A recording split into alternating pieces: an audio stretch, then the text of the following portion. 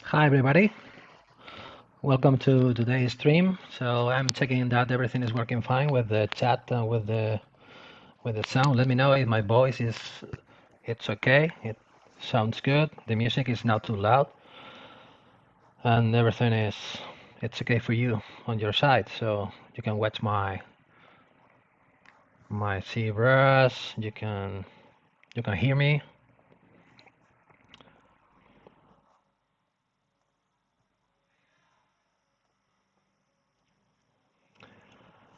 Hello Dan, motion back. Hi Fexter, welcome back. And welcome everybody. So for today, I'm going to follow with the design I have here on my canvas. I started this design 2 streams ago. So if you have any questions or any doubts about part of the process that you can see on the screen, you can review the videos that you can find on the Pixologic YouTube channel.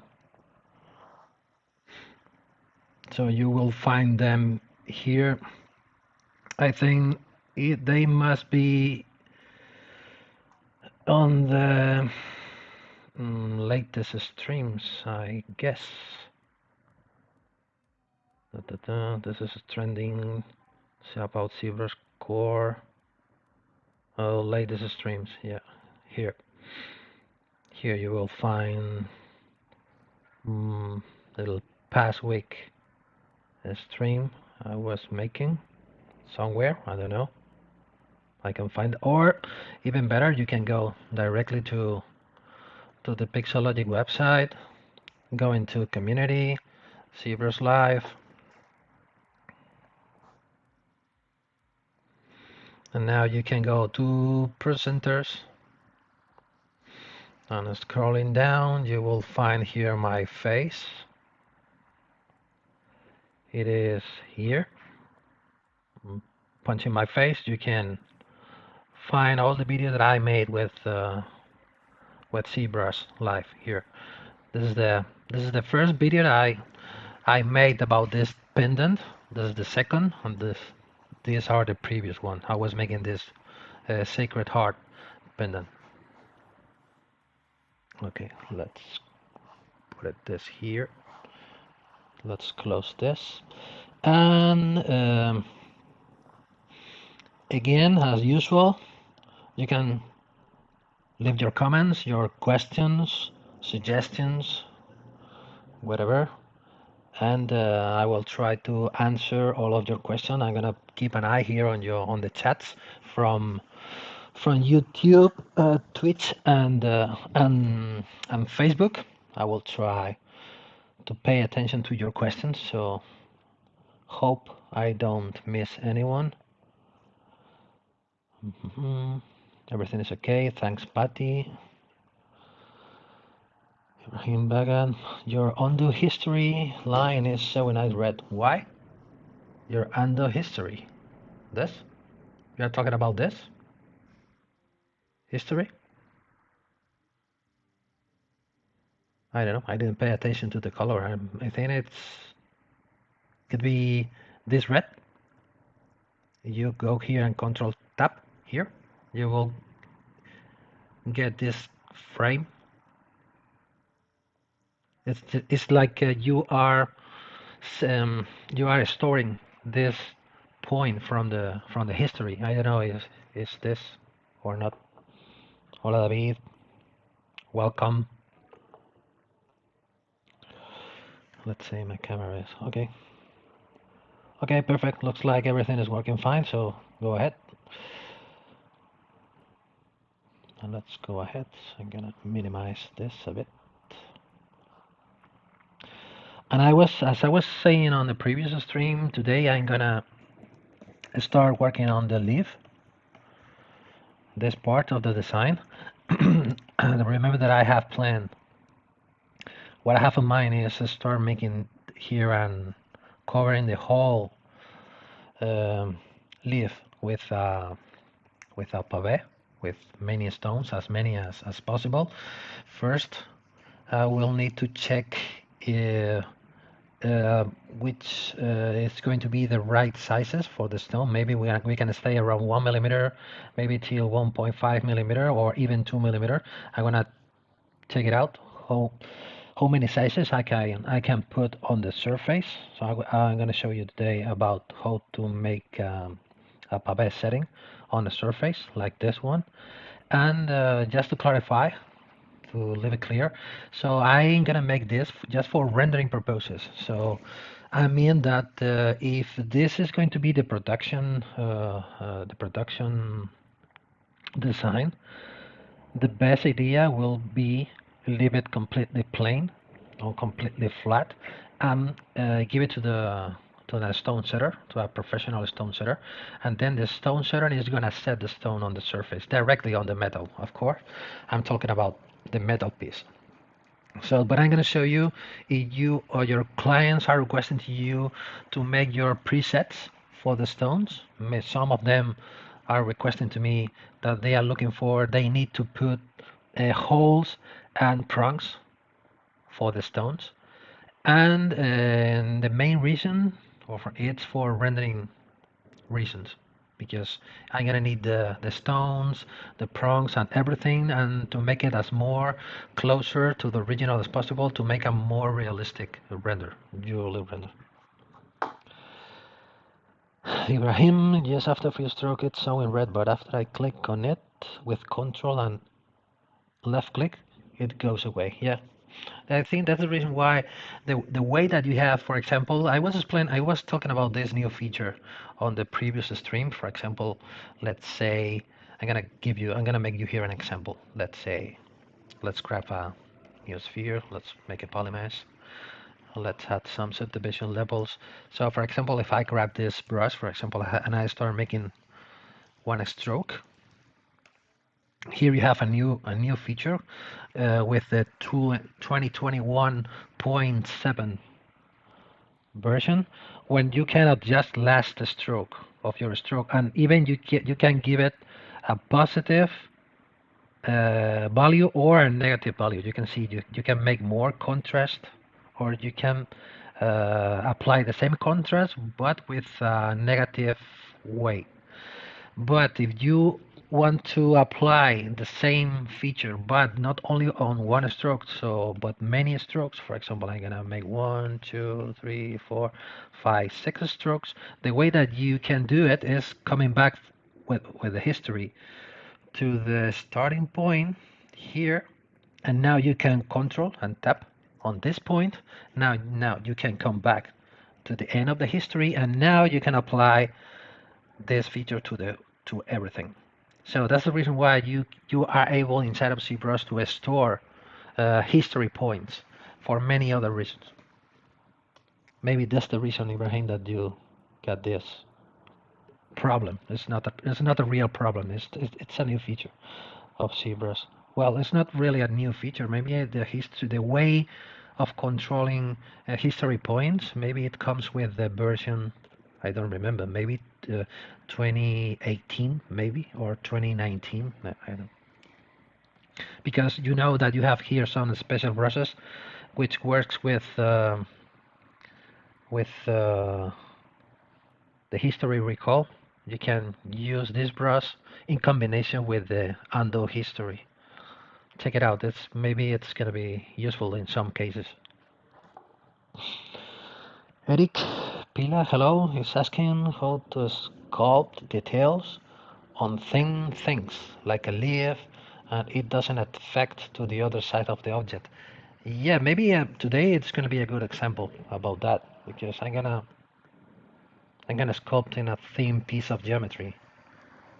So I want to show you how. But the main way is working with the back face mask active. You know, you can find it here inside of the brush menu. You can go to the masking section, where it is here, and the masking, and here you will find the back face mask button. So when you are working on thin geometry, the way to avoid that what you are sculpting on one side affects to the other side is turning on this button. So ZBrush will only affect at one side of the mesh. I think it's going to be the best way.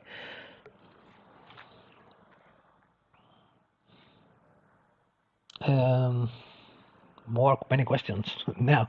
So Maher, I don't know if I pronounce your name right or not. So how to slice an object at 0 center? Depend of the object. For example, the first thing that comes to my mind is, for example, if I come back again to the sphere again, I was sculpting before. If I want to make a line, in this case exactly in the middle, you turn on any of the symmetry axis. For example, this is the x-axis active. So now here, this is the center. You can say even if you start moving your hand, this is going to be the center. So now you can slice it if necessary. Or what you can do is turning on all of the 3 axes from the floor. So turn this on. Now go into the draw, and here elevation, instead of -1, you can set this up to 0. So this is exactly the middle of the.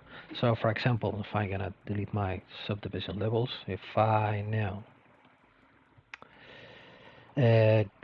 select the slice curve brush, if I want to slice the mesh exactly in the middle, so I can slice like this, and now I know that I have 2 symmetrical parts. That will depends of the what you are looking for. Maybe this is a very basic way of doing.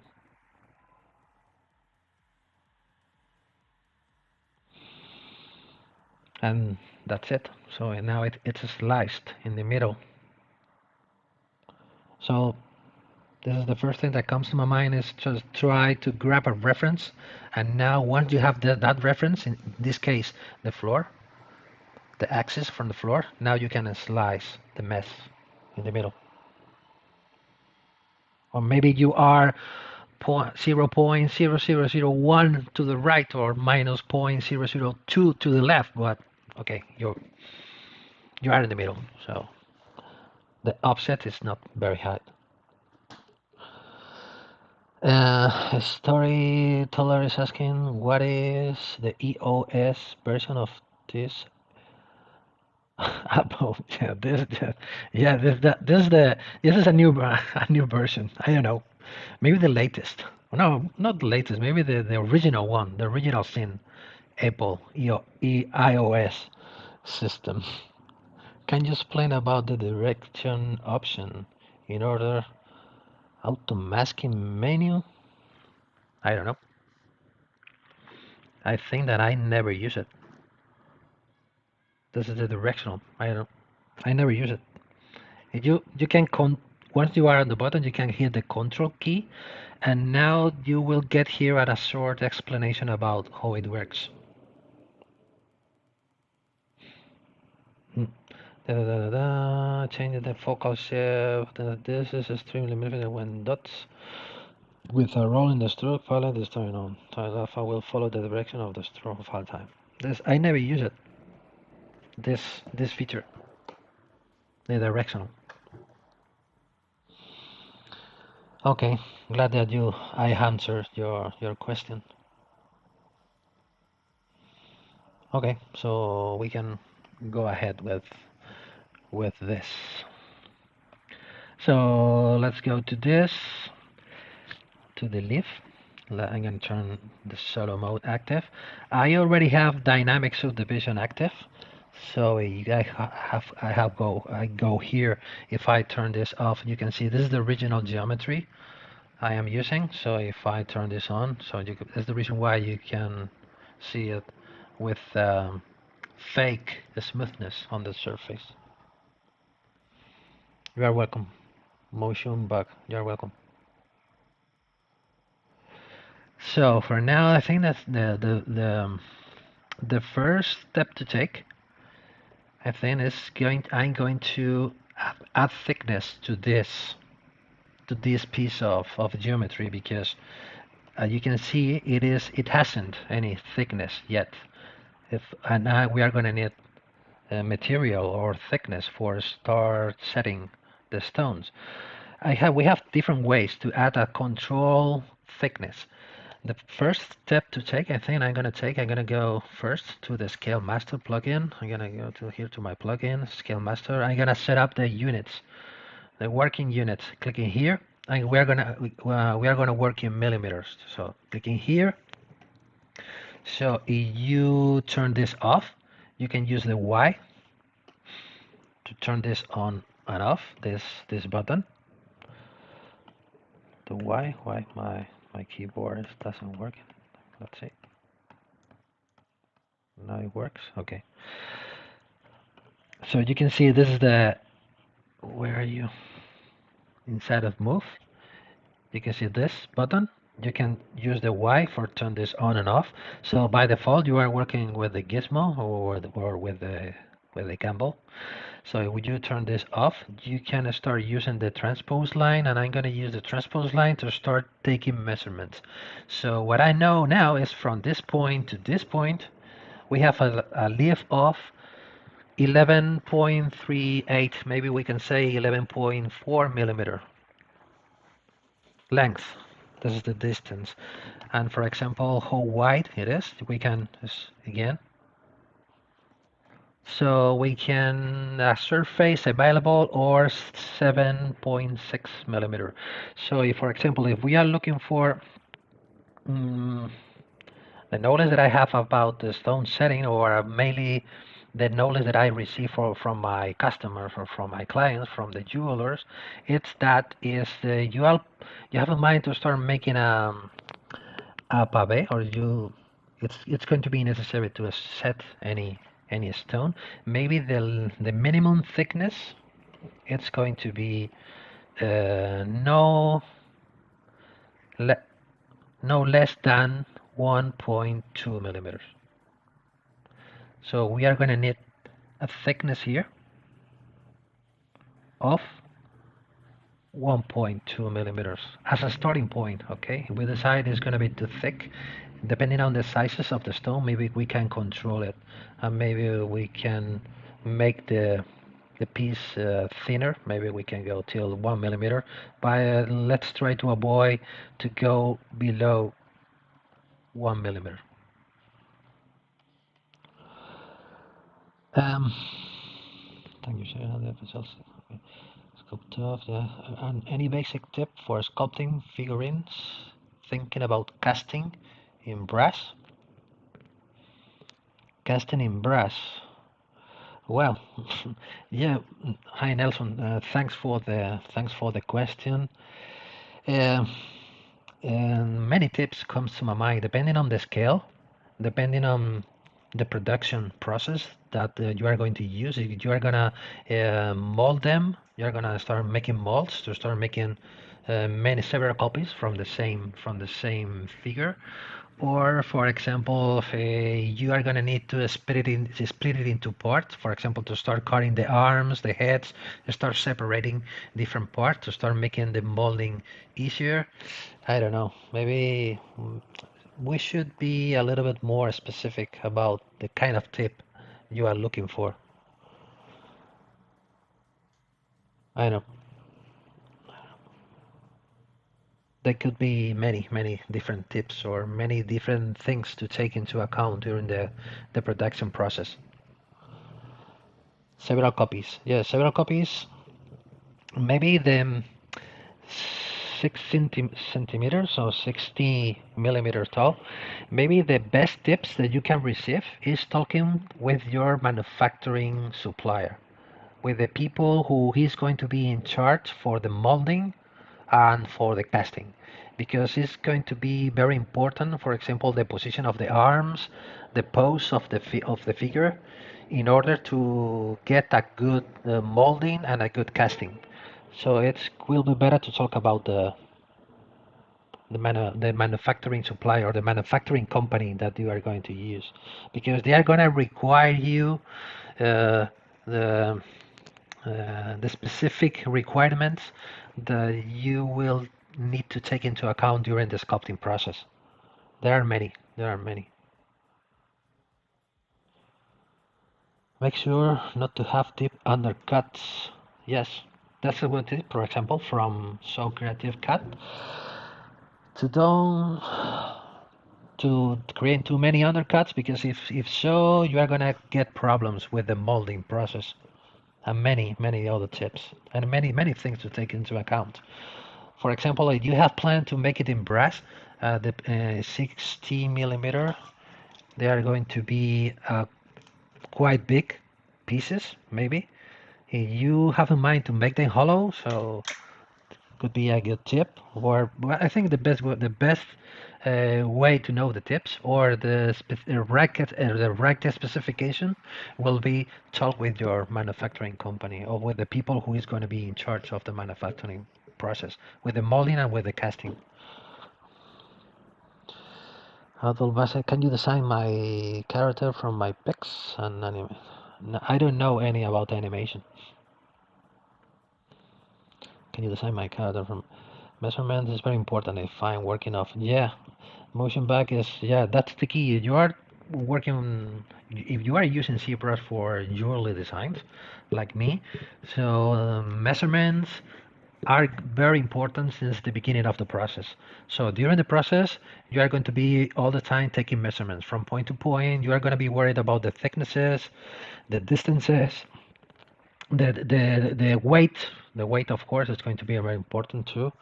So that's the reason why I'm making this streaming. So if you review I think it was on the previous stream, I was talking about the weight. And from the beginning of the process, from the first video, I was talking about the weight, to be worried about the weight since the beginning of the process. You can use this plugin. This is a very cool plugin, very useful plugin. You will find on the Pixologic website. It is Kitco Metal Quotes. So with this plugin, you will be able to know the weight of your piece or of your design. Of course, you are going to check the weight of each subtool. And you are looking for the total weight. You will need to make a final Boolean with all of the subtools to be able to know the total weight of the design. Can you tell me what camera you use? I'm using Logitech HD camera. You can find it very easily, I think, on the market. Okay, I'm gonna start talking. I was talking before about the thickness. Okay, I think we're gonna use two different ways to add thickness to a piece. So I think this is the first way. I think that's going to be the way that I'm going to use is with the dynamic subdivision. If you turn this on, here you have a control of the thickness where you can start adding thickness. You can see here what is happening. You start adding thickness. If you apply more, you start adding thickness to the surface.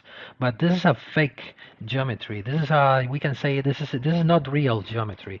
At any time we turn this off, everything will disappear. So that's the thing that I liked about this process is that it is a non-destructive way of working. So at any time we can change our mind, and we can, for example, we can decide this is too thick or this is too thin, and we can start playing with the thicknesses without to make, in this case, the leaf again.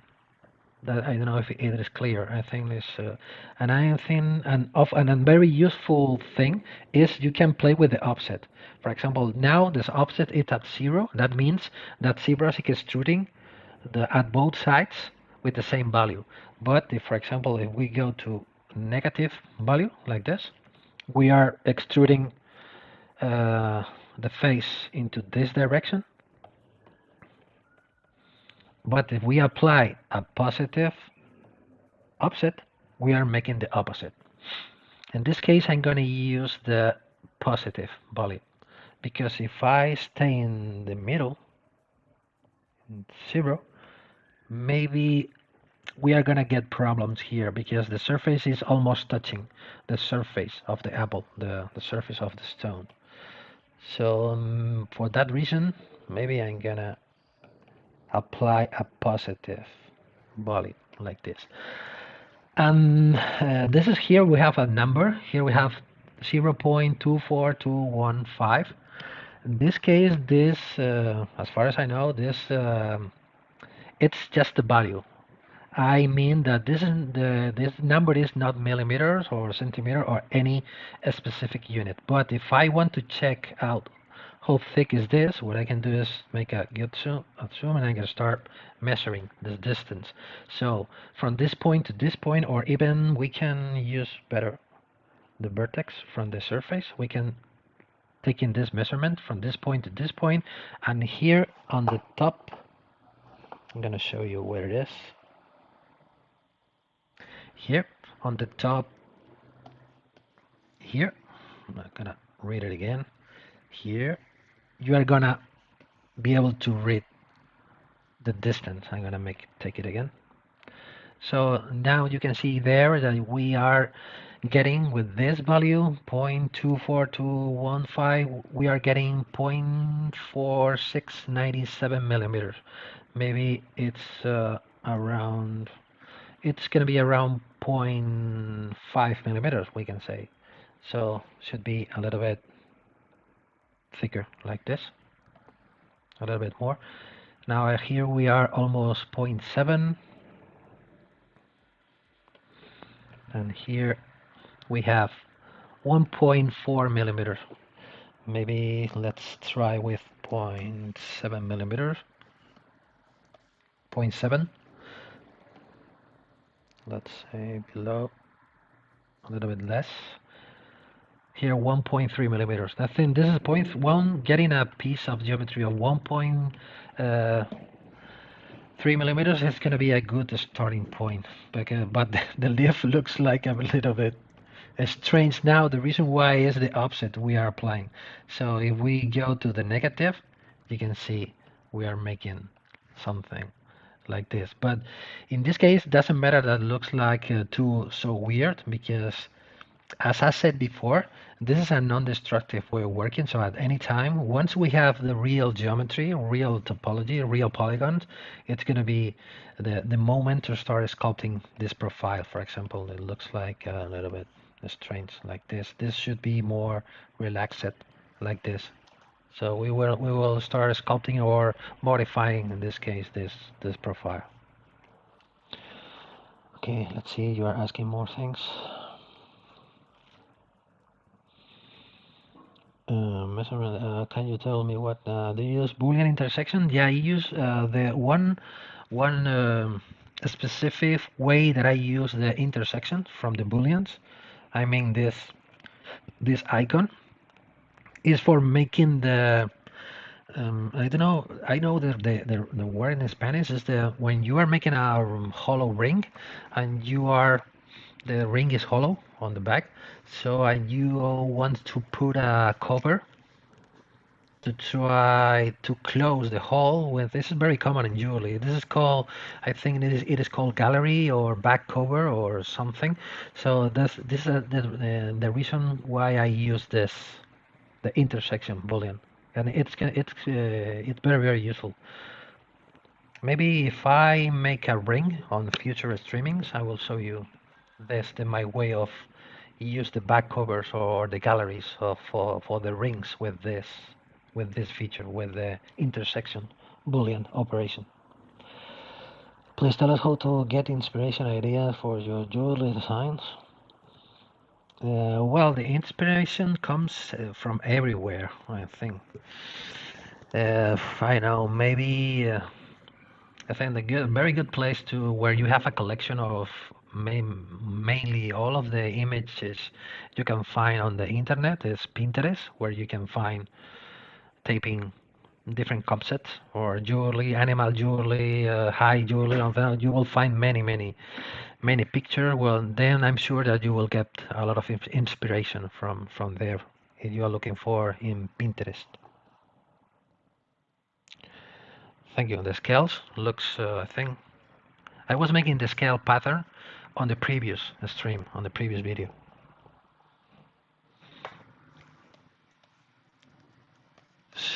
this is the whole apple. It is, let me take it twice.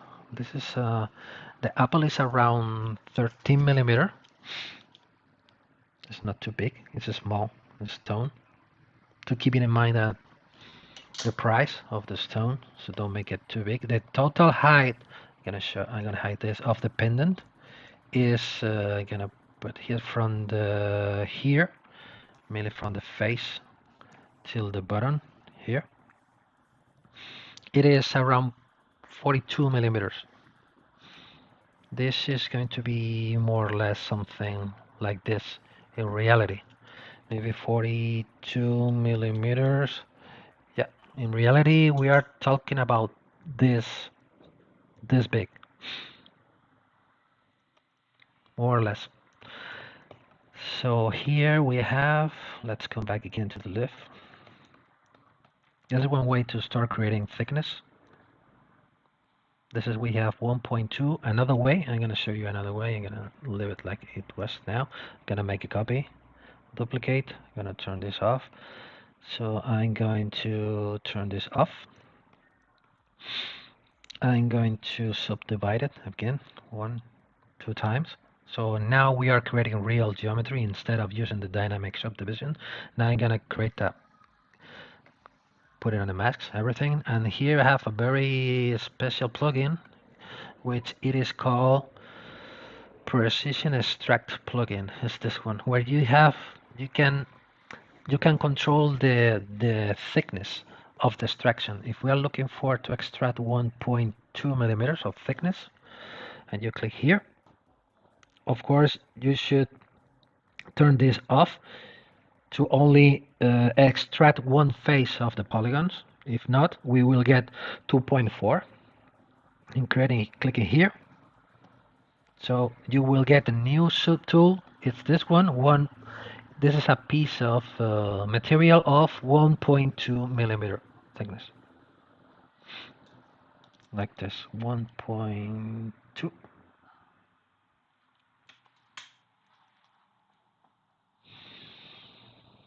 You are welcome. It's my pleasure to share my knowledge, or at least what I know. As far as I know, I don't consider that I have a very big knowledge about ZBrush. It's that my knowledge comes from my daily work. So that's, for example, a good example was what you was asking before about the directional button that I never noticed that it was here. I don't know what it does. Yes, I will. You will get this stream not on my channel. You will find it on the under the Pixologic channel. So this is the same. So here we have. I'm gonna turn this dynamic. This is 1.2, and this is the same 1.2 with this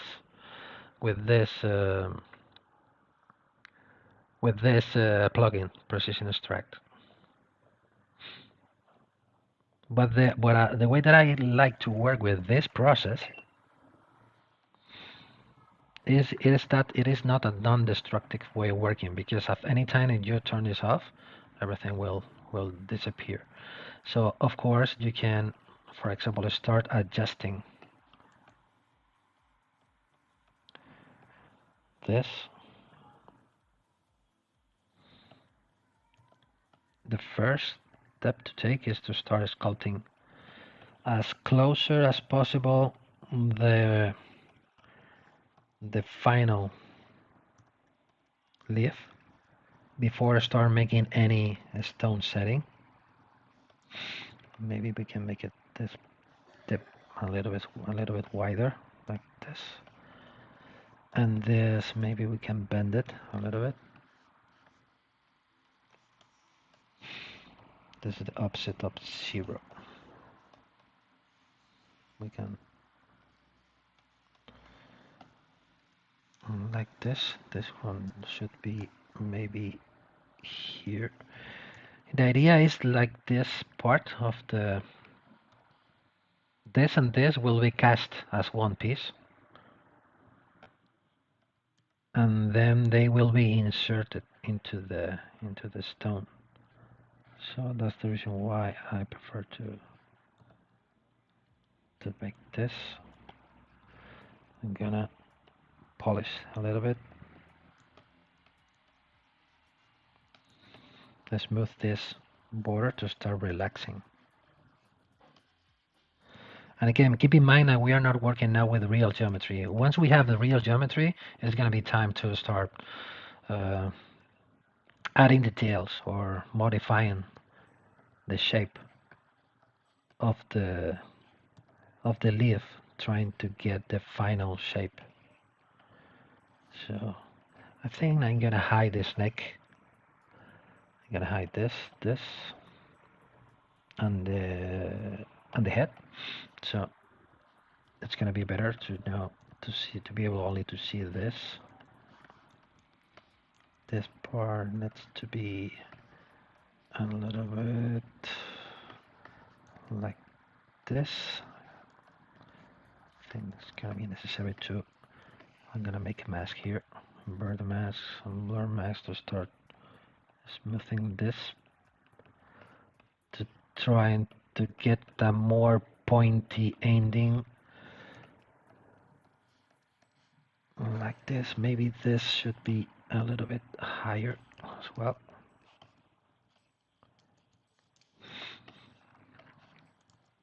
I like, for example, at first stages of the process to start putting the different elements and to see how everything works together. But you can see during the process, it's going to be time to start making changes or adjusting things, because maybe at the beginning of the process things looks nice and looks good, but during the process, when you are, for example, in this case, adding thicknesses or right measurements, it's going to be time to start modifying the design a bit to be able to make manufactural. I don't know how to say it. So that the design it's going to be ready for manufacturing, so that you are not making something on the screen that it is not going to be possible to, for example, to print or to cast, or in this case, to set with the stones. I'm gonna check with the thickness. Now I am using the offset of 0, maybe 0, 2. This is the thing that I like about this process. As I said before, is a non-destructive way of working. So during the process, you can start making changes without affecting things like this. I'm gonna start adding here's the depression that we have here to start getting this not completely flat, so to get in this kind of surface.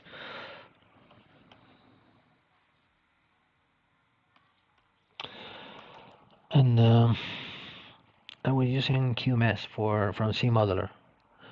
Yeah, I think that's the reason that I don't use QMS. Maybe it could be a good way for add thickness, but when you need to have a controlled thickness that we are making, I prefer to use the dynamic subdivision or the precision extract instead of the QMS from the CModeler. My knowledge about the CModeler is not too deep, so I prefer to use more traditional sculpting processes. I was using, or 7mm thickness. Yes, I think the best way is I'm talking about to start to create thickness from a surface. So this is the best. This is a very good plugin that you can install on your ZBrush to get control over the thicknesses, the extractions. Of course, to start making an extraction, first you need a mask. Hello, Loliet.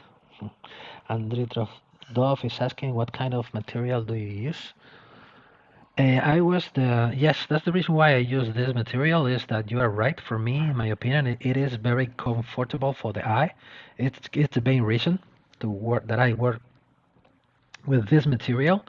And even if you are working at night, so if you are working with very light or very reflective or some of the material that you can find here by default in ZBrush and you can find on the net, you maybe your eyes will become more tired than if you work with this material. You can find it here. I'm gonna show you.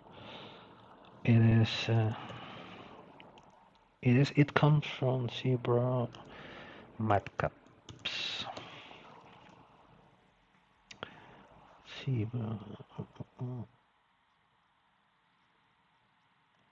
I'm gonna show you the link.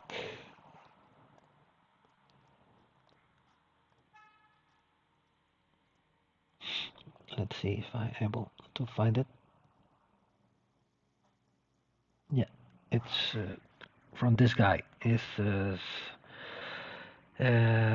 see the name of the ZBrush? He has, or she has, I don't know, maybe he has a lot of cool, very cool matcap materials. You're gonna be able to download it. I think mine comes from this one, clay set, from a clay set material. This matte box, no, this is like imitates or simulates the material from this is clay from matte box clay set. Let's say clay set. You can type clay set ZBrush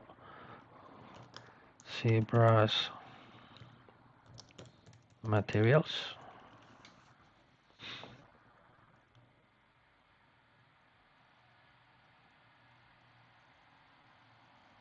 I don't know. So you will find it. This is the idea. My material comes from this. This is the 10 sculpt clay set from this. It looks like it's a guy from Korea. And from this one. I think mine is maybe this one. Very useful material, very cool material.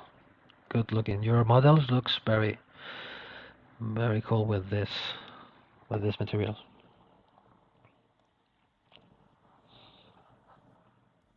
Let me see if I have more questions.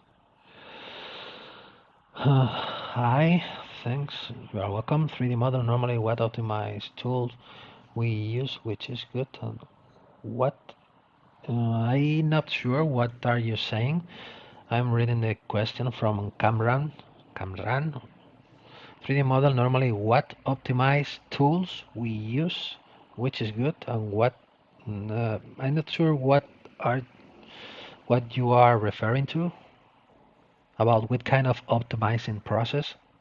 We can make the question again.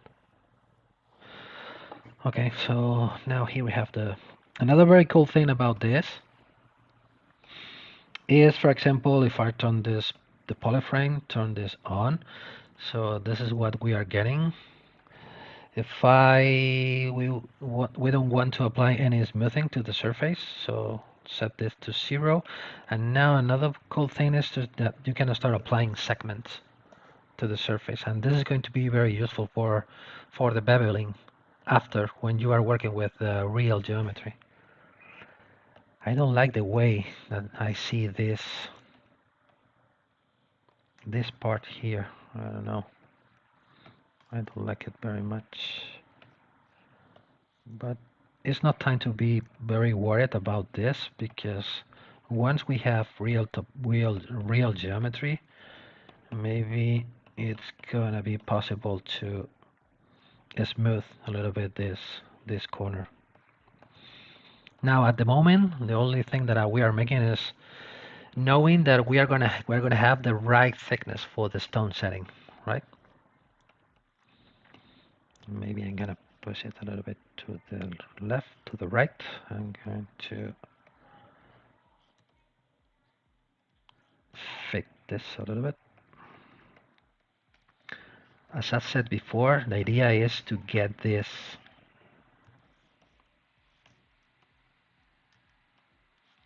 as a one piece. one method for casting for the assembling process. Okay. So now you have to start creating the real topology from the dynamic subdivision menu. The only step to take is apply the settings that you were setting before.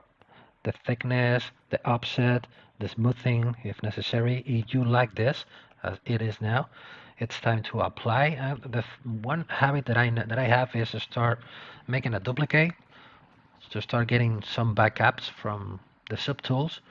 For the reason why is if during the process I change my mind and I decide to start again because I don't like what I get, so I can come back to the original and start again. That's the reason why I create different copies. So I'm gonna hide this and I'm gonna apply. So once we apply, we are working now with real topology. And I'm gonna do is I'm gonna start organizing the surfaces into different polygroups. Here we have one polygroup. Another cool thing about this process, and you have automatical polygroups. I'm gonna set this. I'm gonna tap this. I'm gonna grow it. I'm gonna create a polygroup of this one. Control W, and maybe like this. Let's see. I'm gonna increase the polygroups. And I'm gonna try to start smoothing this with the smooth groups brush, like this. This I was looking for before to don't get so sharp edge here. This is another brush that I use very often. Is the smooth groups brush. I'm gonna use this with the EQ curve feature to start making a more pointy finishing, like this. I think he is asking how do you get the final geo? Any red topology? Yeah, this. I was thinking something like this. How do I get a final geometry? Depending on the process we use. For example, during this pendant, I was using from the beginning default uh, um, polymesh. I was not using any Dynamesh or any Sculpting Pro. But during the process, you can use many different processes or many different topologies. So at the end of the process, we are going to decimate it to send it to the printer. And at that point, you're going to change the topology at the end of the process. So my opinion is that the topology doesn't matter during the process. It matters in this case depending on what you are doing. For example, if you are making a very organical shape, maybe it's going to be better to use Sculpting Pro in combination with Dynamesh. But at this what we are doing now on the snake or on the leaf, it's going to be much better to start working with a clean or at least as more cleaner topology as possible with a polymesh. It's a very broad question, so you can find many different answers. I'm sorry. Yeah, I can share my custom interface, but it's not. It hasn't anything special. I think it's just the process on the right, some buttons on the bottom. I'm working at 22 inches screen, HD resolution, not 4K resolution, and but anyway, I can share with you, no problem. So let's continue working with this. If I polish this a little bit, we'll get more relaxed, but it's not time to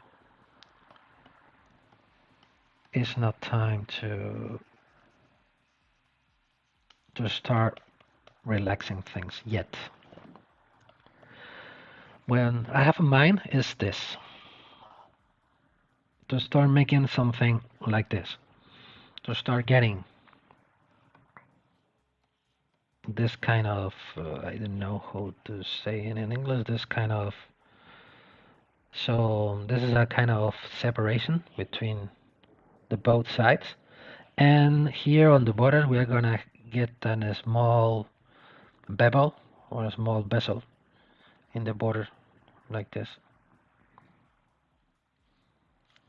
something like this. So if we're watching from the side, from the profile, we will get something more or less something like this, where we will get the stones here. We will get here. The stone will be here. And at the end of the process, maybe today, maybe I think that I'm not going to have enough time. I'm gonna try to make this kind of openings on the back of the leaves. I will try.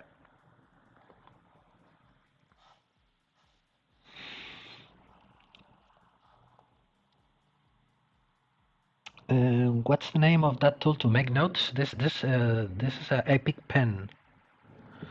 This is a very handy and very useful Epic pen. You will find two different versions, one for free and another more professional, where you it's gonna be necessary to pay for it. But I use the default, the free version, where you have many different options to start painting, making notes on the screen. It's very handy. But I love to explain things, making drawings. I'm gonna turn my light. Okay.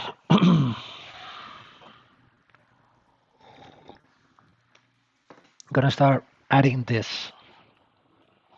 I'm gonna start adding this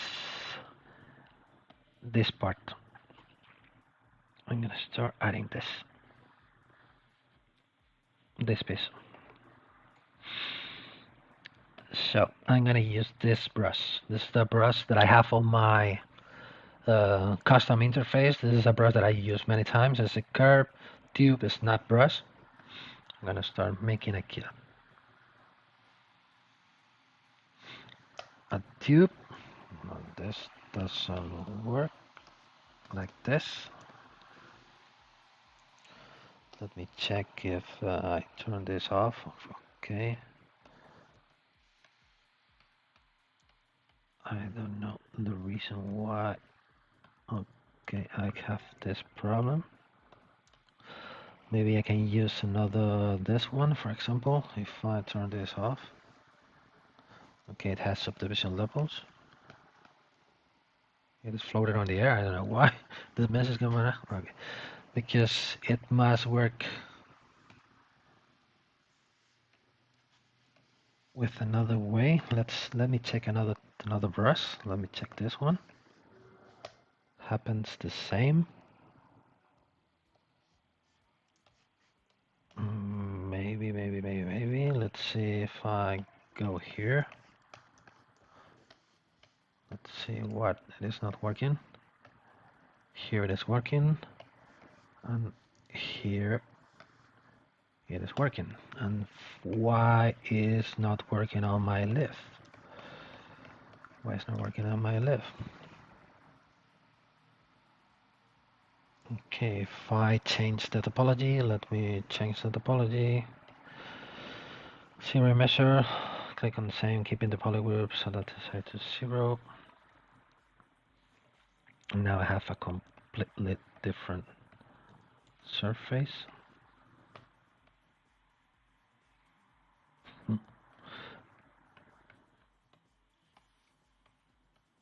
What? The first time that happened, this thing. Okay, doesn't matter. Okay, let's try another brush. We can insert an sphere now. I'm gonna split this from the original, split to mask points. Select this.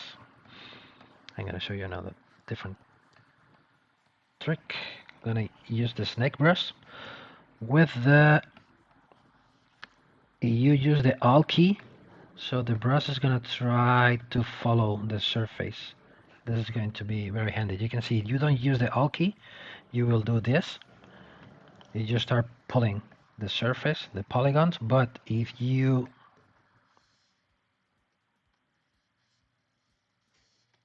are here, we are here. If you are using the Alt key in combination with the snake hook, you will get this. You will start pulling the polygon, but following the mesh that is underneath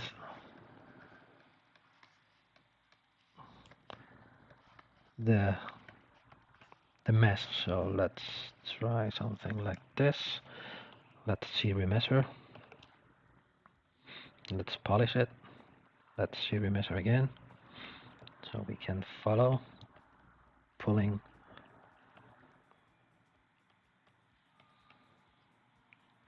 surface like this.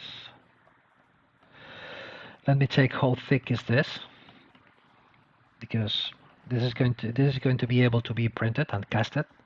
So this is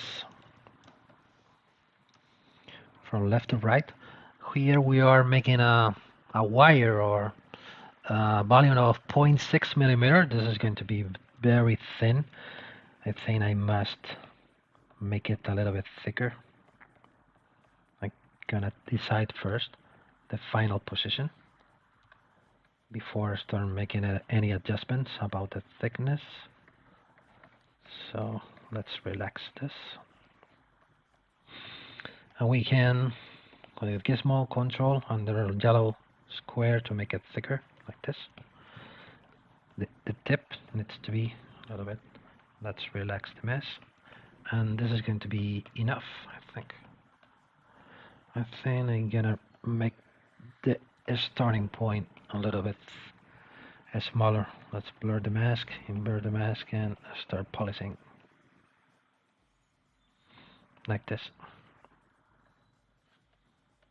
I think like this looks nicer.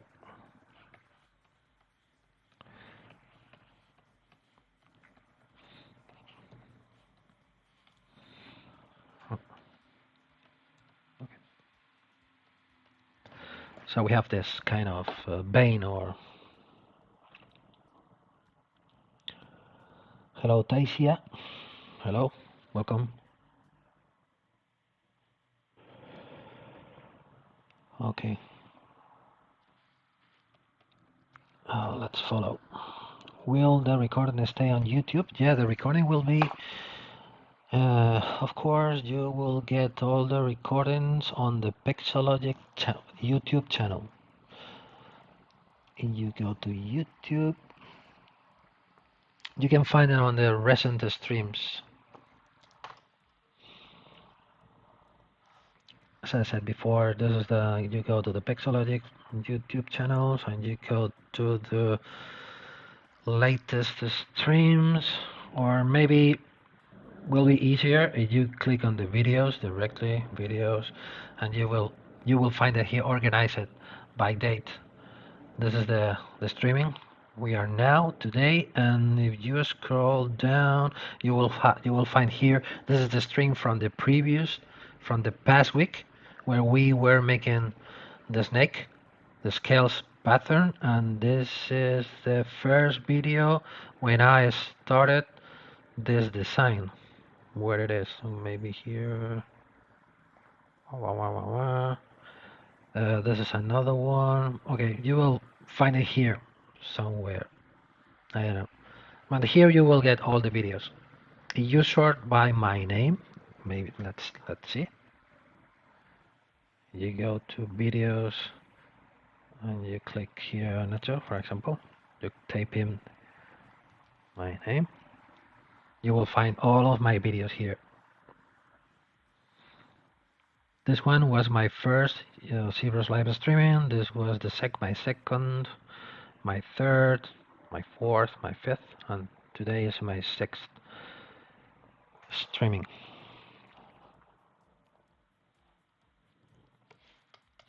Okay, now I'm gonna try to go a little bit faster because I want to talk to you about the way that I have to distribute or to place the stones. Let's try to make this more interesting. Instead of completely straight. Let's try to create an S, because it's gonna look more interesting, like this, and like this. I'm gonna save this. This is going to be okay. This is the brush that I have. This is a custom brush that I made a long time ago. This one, this brush. This is where I'm gonna use this brush for start making or start creating the placement for the stones, but not real, not the stones, mainly for the cutters or the seats from the stone. This is what I'm gonna place. So the first step to take is to control the depth, because we are looking for that this cutter stays deeper, something like this, but will be much better to make it automatically instead of be placing one, pulling down, one, pulling down, and so on. So you will be able to do it with this control. You can see if you put it deeper, with this you will control the depth, maybe a little bit less. So now everything will stay on the same depth. Okay, with this control you will find this graphic, this white circle with a black dot in the middle. If you go to brush and you go to depth, you will find this graphic here where you can control the depth of your insert brushes. This is going to be very handy for the stone setting. Rubens, thank you very much. You are welcome. I really appreciate that you like my work, and I try to be a good teacher. Thank you. Okay, let's go. For example, this is the first step to start adjusting the depth. Next step is going to this great plugin. It is called Imm Draw Size. This is an external plugin. That means that it's going to be necessary to download it and install it inside of ZBrush. It doesn't come by default with the software. And I'm gonna set the size of the seat or the cutter or the size of the stone, because this is going to be mainly the stone. So let's try testing. Let's start testing 1mm stone. If I click here 1 and click on here, so at any time when I start growing the insert brush, if I press the Ctrl key, I will block the size of the stone, in this case to 1mm. This is a 1mm stone. Maybe let's see, the bigger stone could be, let's try with the 2mm stone. Of course, we'll be better to talk about with the stones supplier and to know, depending on the color of the stone that we have in mind to use, to know which are the available sizes. But let's try to make a fake sample. For example, let's try to think that we are gonna be able to find green emeralds for the leaf of 2mm. Though this is 2mm. Maybe I can push in a little bit more, like this. Maybe less. Maybe here we have a value. Now it's in -27. If I say -26, maybe -25, maybe -20. Maybe like this will be maybe -18. Like this. Like this will be perfect. Well, let's stay in -19. Now, okay, ready. So here we have now the ability to start setting 2mm stones. But now, as the stone setting and the pavés is a very tricky process, so I'm going to try to first think before start making any stone setting, maybe because what I have in mind, as I said before, is to start making this kind of profile. Something that goes to here. It should be a little bit deeper here. And here we are going to get the the bevel following the contour of the leaf. So I'm gonna start creating the depression in the middle. So I'm gonna use this polygroup, Control Shift and tap here. I'm gonna shrink it 1, 2, 3 times. I'm gonna make a new polygroup, Control W. Like make it everything visible again. Here, how thick is this distance? Here we have 0.4 millimeters, less than half of a millimeter. Okay, this is could be enough, because this is not going to be the final thickness, because we can try to make this a little bit wider. Maybe we can go from here to here, and maybe we can get here the necessary 0.6 millimeter or even 0.7 millimeter. So what I want to say is, you don't have to be obsessed with the measurements for the first time. Have you have clear in your mind what you are going to do. So if something is going to be thinner, so and after it's going to be possible to fix it. So no problem. For example, here, of course, here we are not going to have any space for any stone. So instead of the contour like it is like this, following the polygroup, maybe like this could be more something like this. So the tip is going to be elevated like this. This is going to be like this, where this is going to be this point, this is going to be this part, and this is going to be this part. So it's going to be up, down, and up again. So I'm going to use now the C modeler now. I'm going to select, I'm gonna make a QMS to the polygroup, to the entire polygroup. I'm gonna pull this in. Let me see, something strange is happening here. Okay, no problem. So maybe like this. So instead of using because here we are intersecting there the surface, instead of using the QMan, the C modeler, I'm gonna use another process. I'm gonna select this. I'm gonna create an edge loop in the border with a crisp option active. So we are gonna get a thinner polygroup exactly in the border. So let's click a polygroup like this. Ooh. Let me check something. Let me check something here. I think we have. Nope. I'm gonna create a new topology because I don't know why this thing is giving to me problems.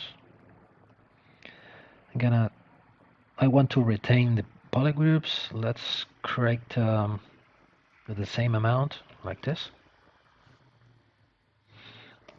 Okay, something like this. If I polish this a little. So let me remeasure again. Now the problem here, we have a problem. Here we have an intersection. Let's relax this first with a smooth brush. And now, okay, now it's much better. So now I can use this. Or let's try the C modeler first. Now the C modeler works much better. Something like this. And now let's mask this part, invert the mask. Oh, something strange is happening here. Maybe here the border is too small. Maybe I can try to pull this in a little bit. You can see that I use many times polygroups like this, and let's see with this like this. Okay, let's try now.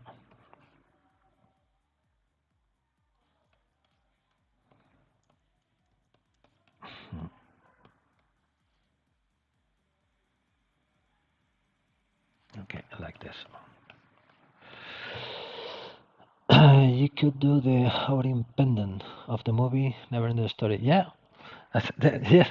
I got it in mind before I changed my mind and I finally make this pendant. But the first idea that comes to my mind is to make the Odin pendant with the double snake, like a knot.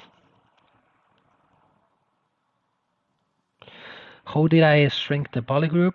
So if I come back to the like this, gonna come back with history to this point.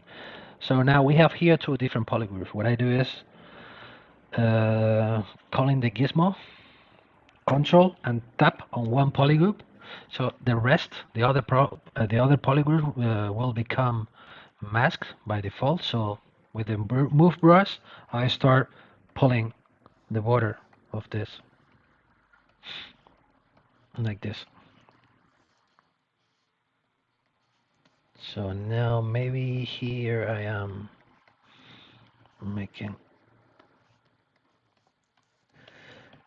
something like this. If I turn this off, as I said before, let's make the tip a little bit thicker than the rest. And now here we are getting from this point to this point a thickness of 1/2 millimeter. So maybe it should be thicker like this.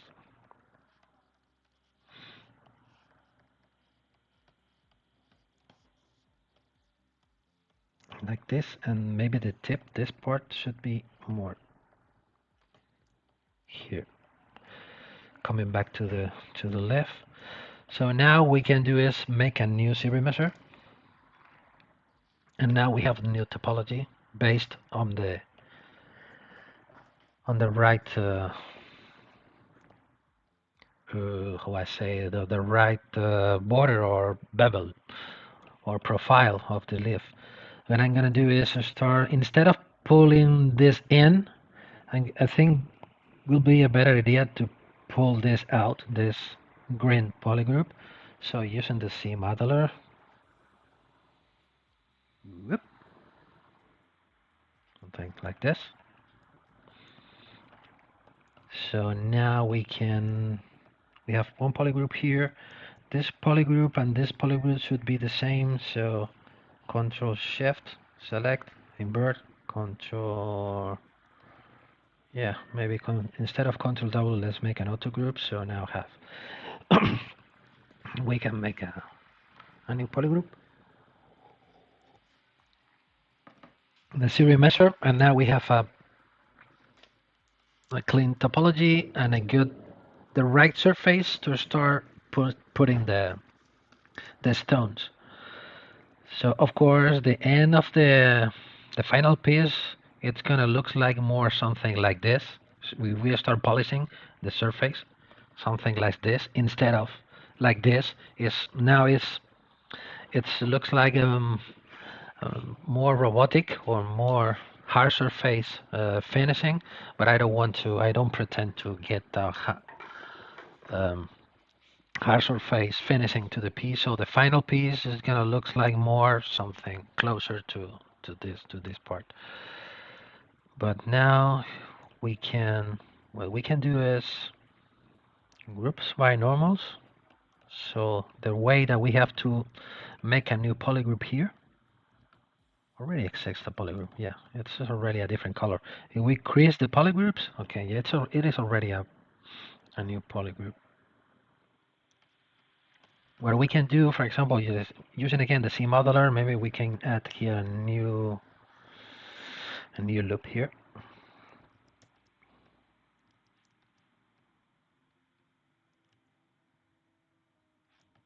like this.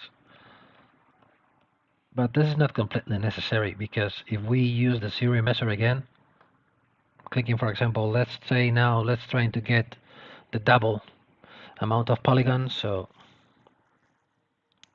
we will get more something like this again, more polygons like this. So we have a more dense mesh, so when we start polishing, we will retain a bit more the borders. And now I think I don't like this tip. I'm gonna use this brush, the H polish brush.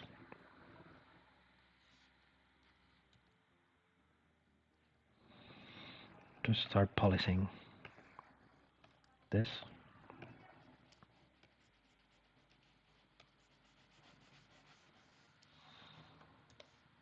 I think like this looks better. This is again another brush that I use very often. The H polish. It's like I call it, this is a sandpaper brush. So like this looks much better. I'm gonna use now the smooth valleys to start making this portions a little bit more regular, and the smooth peaks to start relaxing this. Before I start making any stone setting, let's start deciding if the leaf flow looks nice or we want to change anything before I start adding any stone on the surface. Let's check this out from the top, from the front, from the side. With the snake, let's see with the snake how it looks like. I think it's good, maybe a little bit shorter. Maybe the tip should be, I'm going to make this part a little bit thinner, like this. Let's make the tip with the pinch brush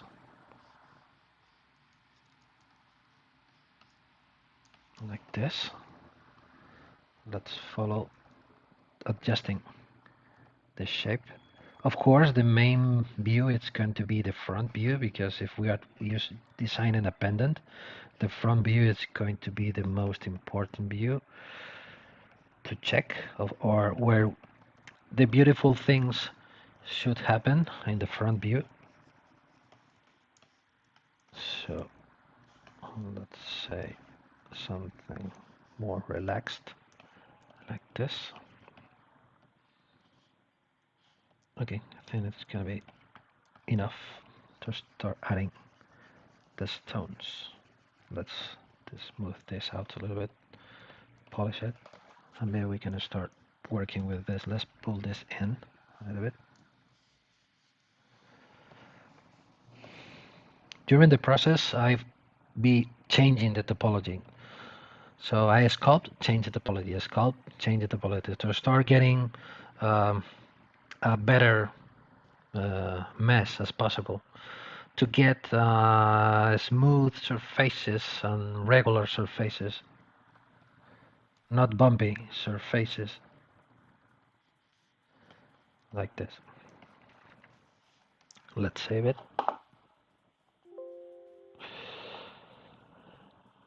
Rubens, your head is melting. Why? Why is happening that with your head?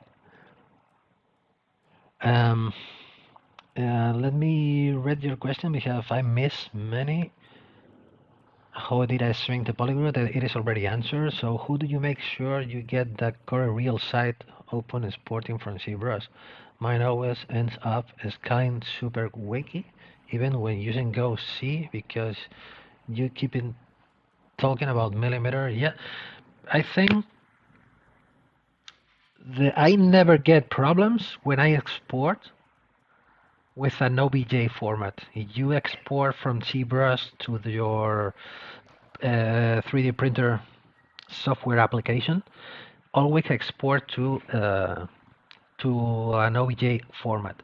So before make the final file, you know that you should check that everything is working fine on the mesh. I use the free version of Netfab, where I check that everything is correct. For example, I'm gonna show you an example now. This is a okay.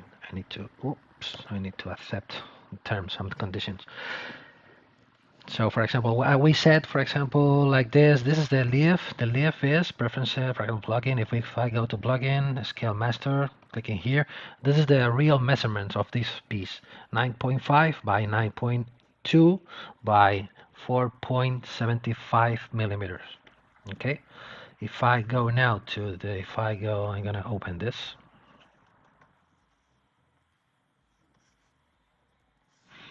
This is the free version of the software. If I exported this into OBJ format, this is going to be the leaf. If I go here, I can import.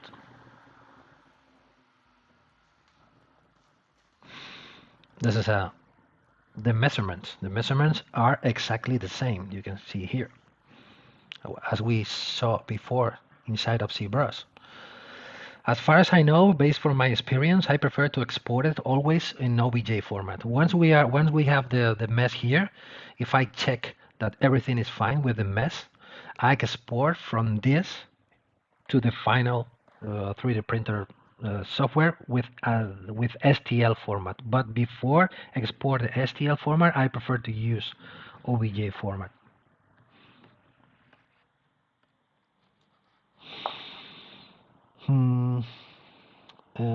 Keyshot scale sender plugin for yeah, I use it. The try to keyshot scale sender, I use this one. The keyshot scale sender is for send the model to keyshot with the right measurements, with the same measurements. But another double check that you can take about the exporting measurements, you can go to the Z plugin. You can go before export anything, or you like to be exporting in STL format. I recommend you, instead of using this button, it will be better to go to Z plugin, go to the, let's go to 3D Print Hub, 3D Print Hub here, and before export anything, update the radius first. So you know that you are selecting the right measurements before exporting them the mesh. So the measurement that you are selecting now, they are going to be recorded on the file. So now you can come back again, and now you can export to OBJ or to STL, but before updating size radius. This is just for double checking if you want. But if you're exporting from with OBJ format, I think you're not going to have more problems, I think. I don't do much rendering. It's more important for me, yeah, accurately blend to Blender, yeah.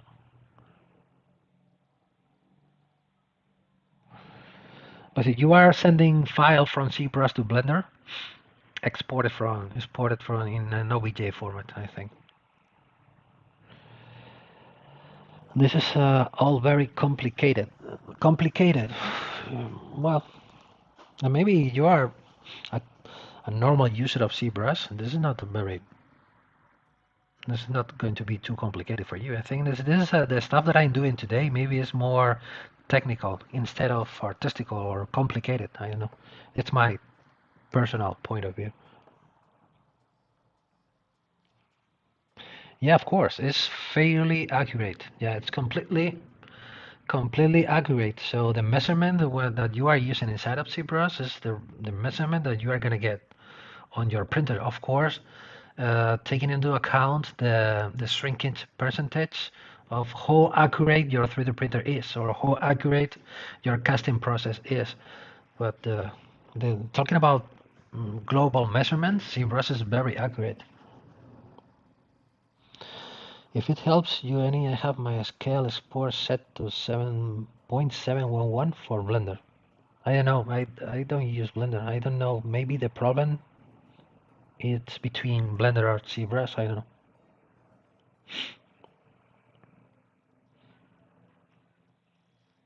Okay, so let's follow. Now it's time to start planifying the distribution of the stones. So I don't like this. Maybe this is too wavy. Let's start polishing.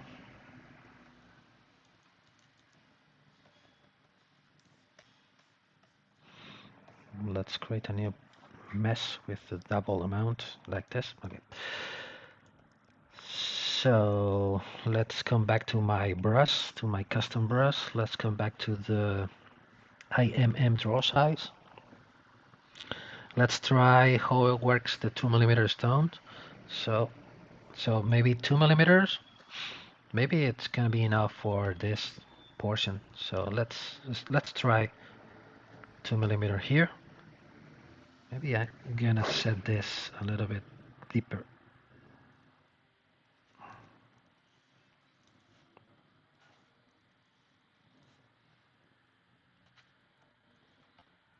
Like this. So once we have this, I split this and mask points. Maybe I can put this in the middle. Now the same, you start growing your mesh, you press the Control key, and you will get, maybe we can get 2 millimeters.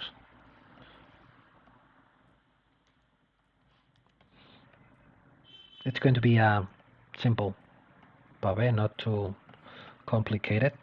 Maybe before starting inserting more stones, we can adjusting like this. I'm gonna set, for example, 1.5 stones. Let's think that they are available on the market. So this is a 1.5. I'm gonna keep them as a separate subtool, so mask points should be closer, like this. These are 1.5 millimeters. Okay. Maybe here this is going to narrow for 1.5. Let's try with 1mm here. 1mm. Let's split the mask points. Maybe here we have, let's rename it, for example, that this group is 2mm, this group is rename 1.5 millimeter, and the point doesn't work. Let's say 1.5 millimeter. No. So okay, 50 millimeters. We know that they are 1.5, and this is 1 millimeter.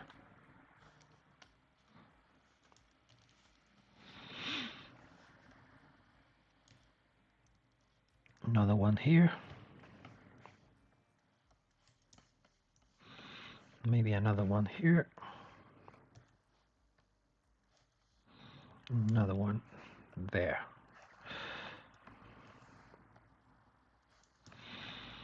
So once we are, for example, maybe we can make this, how thick is this?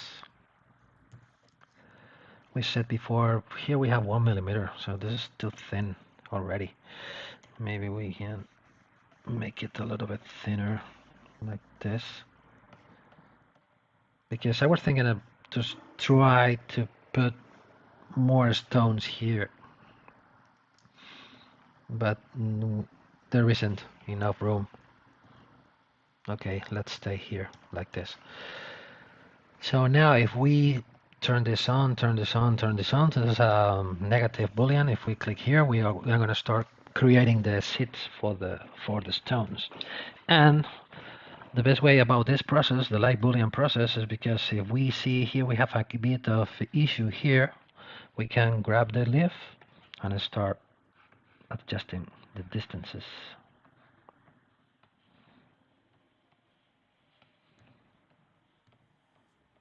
Because the leaf doesn't need to be exactly that we made it at the beginning, so we can adjust it again based on the stones. For example, here this part could be a little bit thinner here to avoid.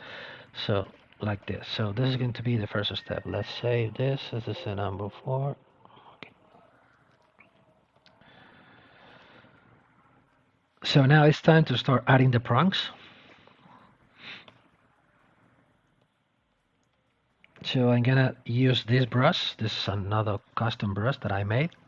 This is a it is set by, it works like a curve like this, but I don't want to use it with the curve mode, so I need to go to the stroke, curve, and turn this off. So this is going to be the prongs, but first step, start adjusting the depth. Maybe, okay, something like this. Let's check like this. So the prong should be around 0.6 millimeter or maybe 0.7. Let's see how it works with, this is the minimum size, should be 0.6 millimeter. This is 0.6.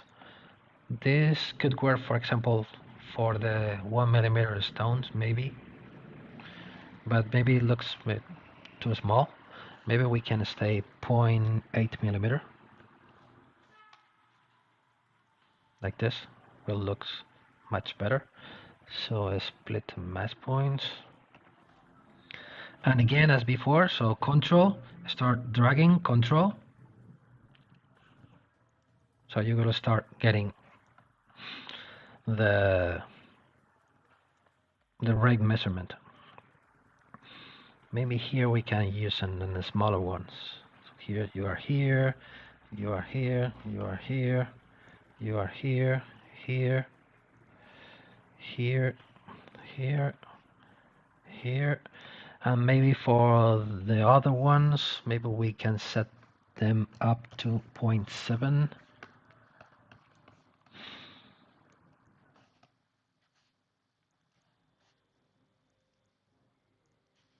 Maybe try to make them safer like this. Point you are here. Be sure that the prongs are grabbing properly. Okay, this with one is gonna be enough, I think. So maybe we can put here another one there. You here. No, I don't want to put this. So remove the mask. And now we can use the move topological brush with a very big size, quite big. And we can start making some fine adjustments.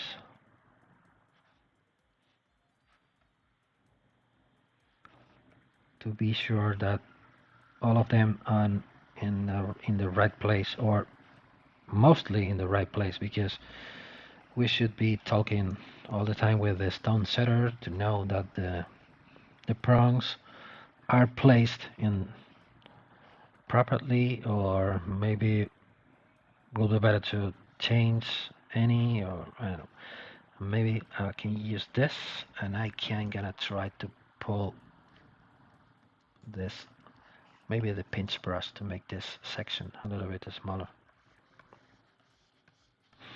like this, to avoid that the prongs are touching that part.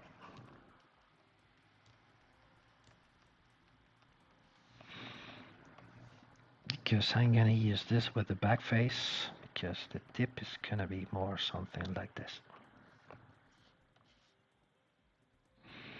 I'm gonna try to avoid this part. I'm gonna pull out this, pull out, pull in. Adjust, maybe this part is too far from the prong, like this, and this is could be the final look. Let's see how it works with the stone. Okay, no more questions. Oh yeah, how long does it take to learn? To learn ZBrush? Well, depend. I think like other softwares or any other new tool, depending on the time that you can put on it. So today you can find many videos like the video that you are watching today, many artists, many streamers explaining many different processes. On the Pixologic website, you will find a lot of information about basic knowledge, training videos. You have many training information today.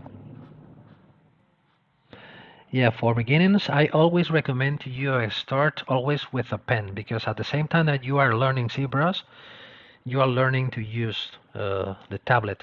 So I always recommend to use the tablet always with ZBrush. At the beginning is a bit of weird process because you need to start practicing with your eye, with your hand, to start connecting them each other to know what you are doing. But during maybe a month or maybe less than a month, you will get all of the control with your tablet. I would need a patient stone setter. Yeah, I think all of the stone setters have a lot of patience because it's a job that requires a lot of passion, I think, to start placing all the stones one by one. I export OBJ from Rhino to ZBrush and all measurements are accurate, of course. Yes, that is what I was said. If you are exporting, you're using the OBJ format. It's gonna be strange that you will get problems with the measurements. Rubens, you're a good sculptor with clay. Maybe it's yeah. If you're a sculptor, if for example I learned ZBrush 14 years ago, I didn't make okay. I was making sculpting things with clay, with miniatures, maybe with clay for that it's used for miniature, and with plasticine and things like this. But mainly what I was doing was drawing and painting and airbrushing mainly. When I discovered ZBrush, it's just like start using another artistical tool. So if you have artistical skills, it doesn't matter if you are using a piece of paper or a piece of clay. So you will learn, you will love ZBrush because from the beginning you are going to be able to start creating. So this is another thing from my point of view that you don't find on any other 3D softwares. Of course, today other 3D software have sculpting tools, but the way that the ZBrush has been developed from an aesthetical point of view is what I love about ZBrush because I don't need I don't need a lot of technical knowledge about 3D. So the only thing that I know that I need is just a piece of clay, in this case a mesh, and I start sculpting and start making volumes, forms, shapes. This is. Can you make a good living designing jewelry? I don't know. What do you mean with good living designing jewelry? What do you mean with that? Can you make a good living designing? A good living? Do you mean that I earn a lot of money for a living making sculpting jewelry? Yes, I do. Well, mainly I'm a digital sculptor, so most of the projects that I do, or the commissions that I receive, are related to jewelry design. Maybe I can say maybe 85% of the commission that I receive are related to jewelry designs. Some of them are related for sculptures or figures or reliefs and many other things. But everything you can do it with ZBrush. Yeah, I think Rubens, you should start putting a bit more time on ZBrush because you will love it. So the way it works. How do you get started with ZBrush? Do you mean, or for living designing jewelry? I think you start, and I always say that try that your work speaks by itself. So start making interesting things and start. Now we are lucky because we have a big exposure with the internet, many websites in Facebook, Instagram, many places where we can reach a lot of people interested on what we are doing. If we are making quality and cool things, I bet that a lot of people are going to come to you to asking for start working on anything, I think. So let's follow with this. This is the one last thing because it's almost done. Not 100%, of course, because I think it still needs to be tweaked or adjusted. I'm going to show you which is the last step to take. I'm going to merge all the stones together into one subtool. I'm going to select the first one. I'm going to go to merge, merge down, always okay, and merge down. This is what we get. My custom brush has different things, has some things hidden. So what we are going to do is, you can see here, it is the mesh is composed by different things, not only with the thing that you are watching. So let's click on a split, and this is very important to click on a split two similar parts, not clicking on a split two parts. Okay, a split two similar parts. So click OK. So we will get two different things: the seats itself or the cutters, and you will get also these little things. It's like small polygons floating polygons. You will get floating polygons, right? So now it's time to, I'm gonna change from negative to positive. I'm gonna hide the snake. I'm going to hide the apple as well. Okay, before doing that, let me adjust this like this. Okay.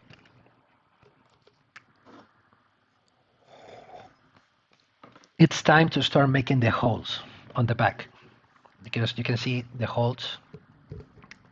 At the moment we don't have any holes on the back. It is going to be necessary to make the holes, to start trying to make something like, because it's not going to be exactly the same what I showed you before, something like this kind of opening on the back, right?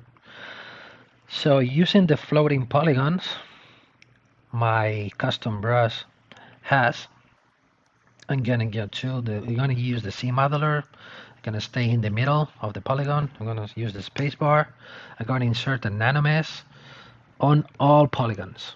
Which nanomesh I'm going to insert? I click the M from the keyboard, M from mesh. I'm gonna use a cylinder. So if I drag a cylinder, we are gonna place one cylinder in the middle of each polygon. Now it's time to go to the Nanomesh settings and start playing with the Nanomesh settings. As we were making different stone sizes, so then the hole is necessary for the 2mm, it's going to be bigger than the hole necessary for the 1mm stone, of course. So it's time to change from proportional to fit. So now you can see that each cylinder, it's gonna fit its own polygon size. So let's start rotating, not this. Let's start rotating on X, 90 degrees, to put them vertical. The offset, let's click to 0. Now all of them, they are exactly in the middle, and let's make it bigger. The length. And let's play with the offset in C, maybe. Which is the right offset? Maybe the X, not the X now. The Y is the Y-X offset, okay. I'm gonna pull them in. Let's make it bigger, and let's make it longer. And let's change with the offset like this. So we are gonna start getting maybe they should be a little bit longer, because the 2mm, they're too small like this. So now if I turn this on, so we are gonna start creating the holes. And we know that each hole is exactly in the middle of each cutter or each stone. The reason why you look this so weird, something like this, that something vanishes or disappear, it's an issue related to the normals of the mesh, because here we are always using only using a one side polygon. That's the reason why when we are rotating, maybe we are getting this kind of artifacts or problems, graphic problems, but they are not real problems. Okay, what I'm gonna do is I'm not gonna make them so long. Let's make it smaller like this. Well, the 1mm stones is going to be necessary to make them. Let's make the offset.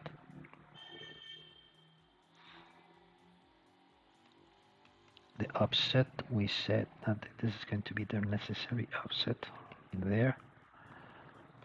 And let's start with the length like this.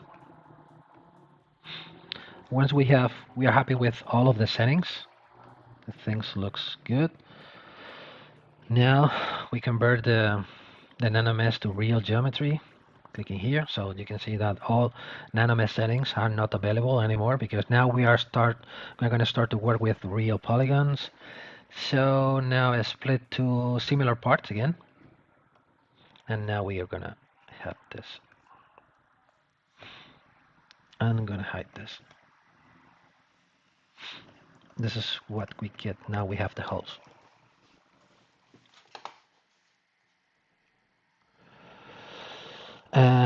How to set a line of 1mm stones with its prongs, like if you want to set the stones of the snake. Yeah, good question. I'm gonna check this.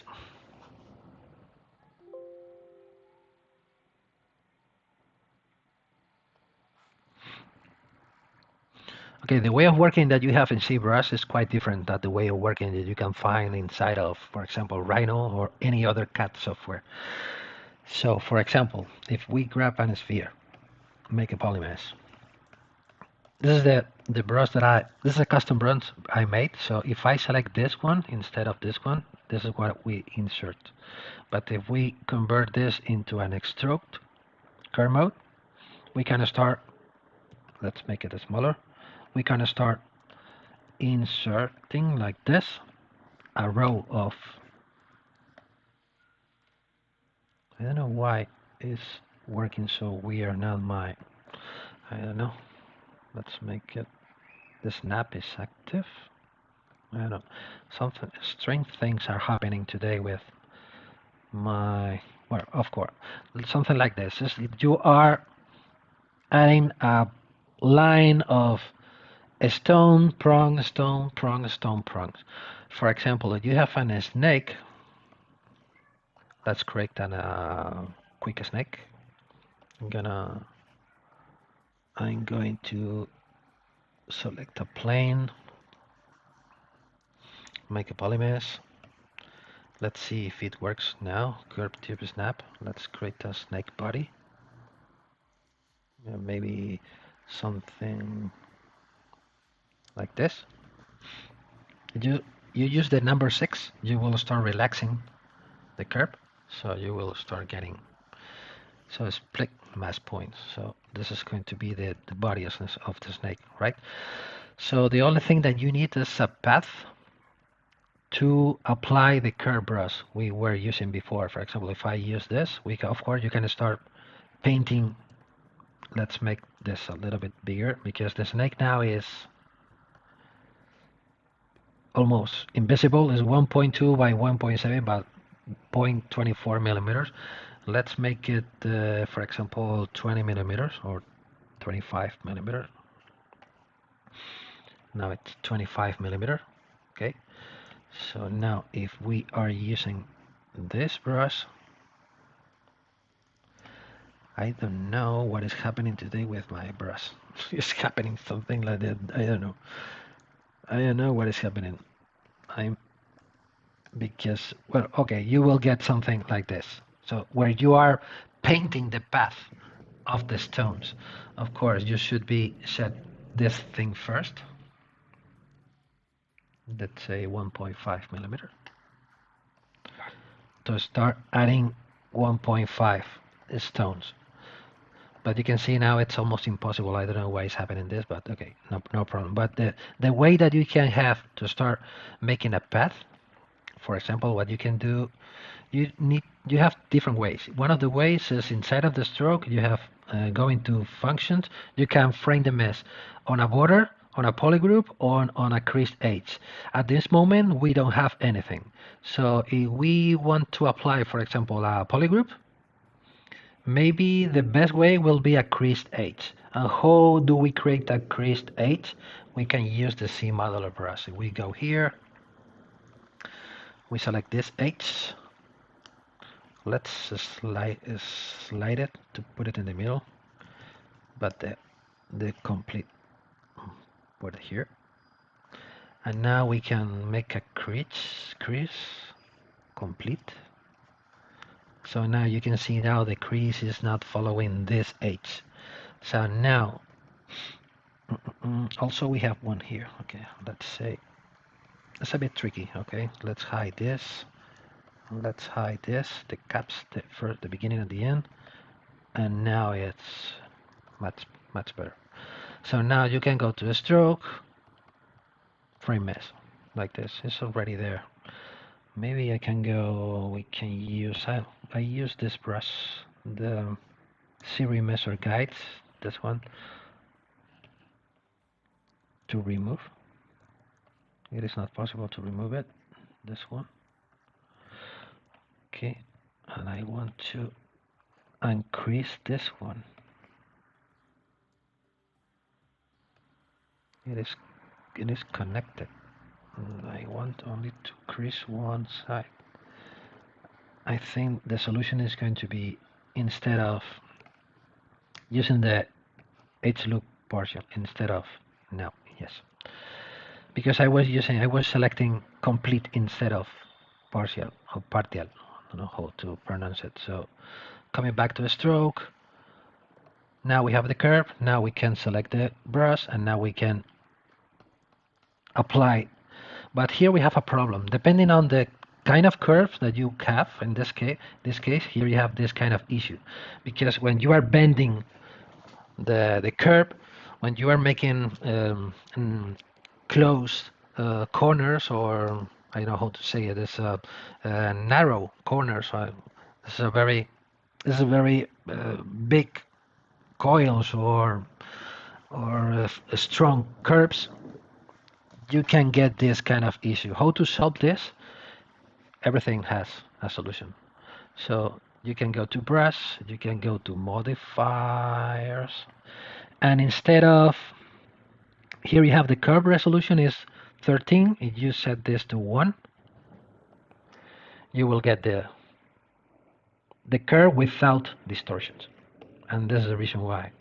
This is the process that you can get. Of course, if we play with this, the stones will be more inside of the surface.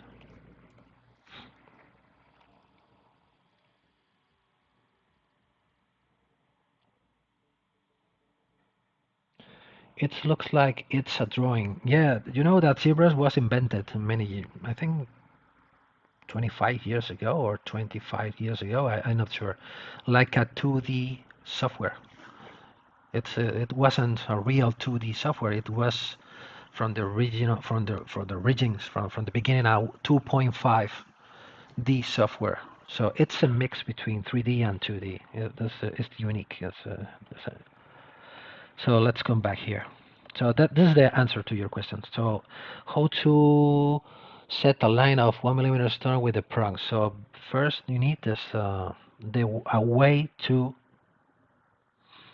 for example, if you don't have a stake, for example, you have a sphere like this one, and instead of creased, you can use polygroup. For example, you can paint a polygroup like this, and now say Control W. Let's create this sphere a little bit bigger.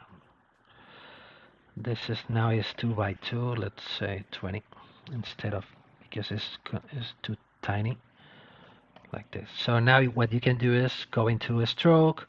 Instead of creased edges, you can use the polygroups. Here we go, and now you can apply the curve on the path.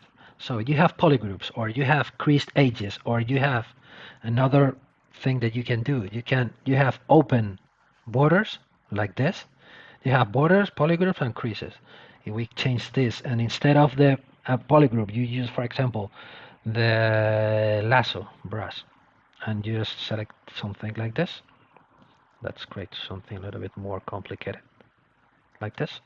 And now you can use the third option, frame mesh, everything visible. Click here, and the stones will follow the path. That's the way.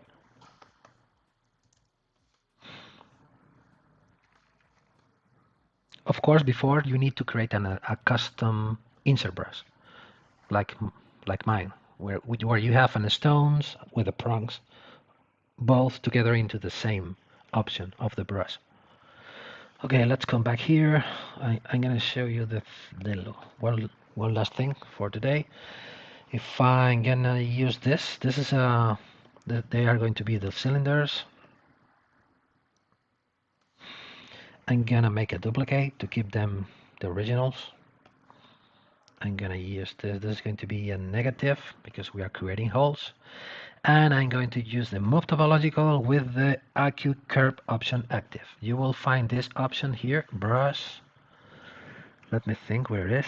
This is accurate curve, brush, path, brush, curve, acute curve. This you can go brush, curve, acute curve. Right, here it is. So I'm gonna start creating the shapes.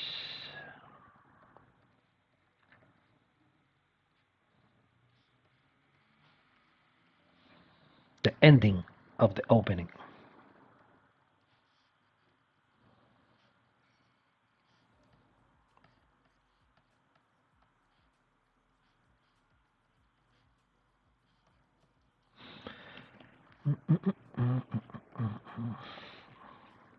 Maybe and a smaller brush will be better, not so big, like this. Maybe, for example, we can get something like this. This one could be something like this.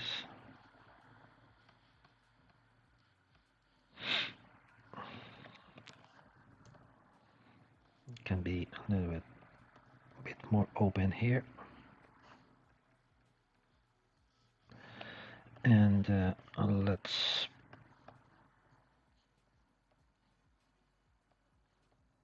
follow in the curve here of the leaf.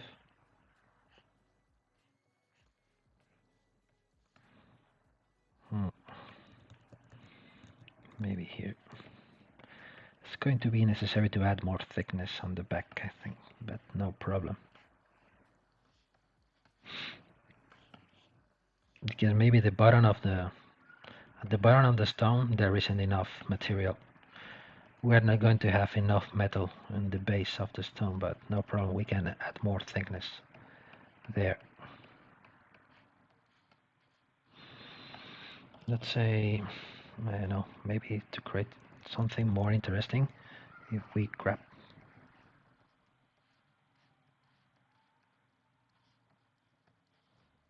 this is just a matter of design. This is not going to be visible from the back, but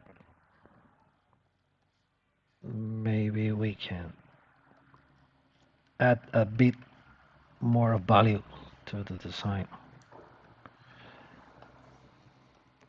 This is going to be too thin. Let's try.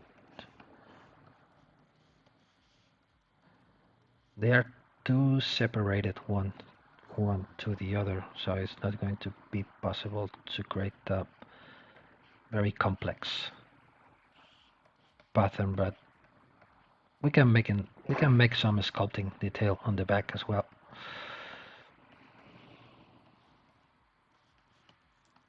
Yeah, something like this. This is going to be what I'm watching that we have a problem here. This is what we are doing. We are just pulling or pushing the polygons from the back. This is the reason why I have this option. is because if we leave it, I'm gonna repeat it because I don't like it.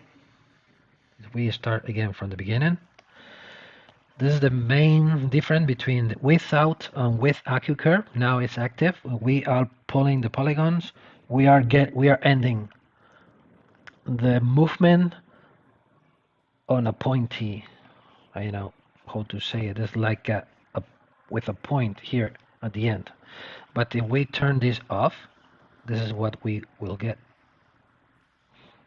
We will get more something like this. So this kind of finishing, you can get it with the AcuCurve option. That's the reason why we are looking for more. We are looking for to start creating corners and vertex. But I forgot to do something first, because the first thing that I should do is to mask this portion first. Let's click on Grow Mask to try to don't modify the opening here.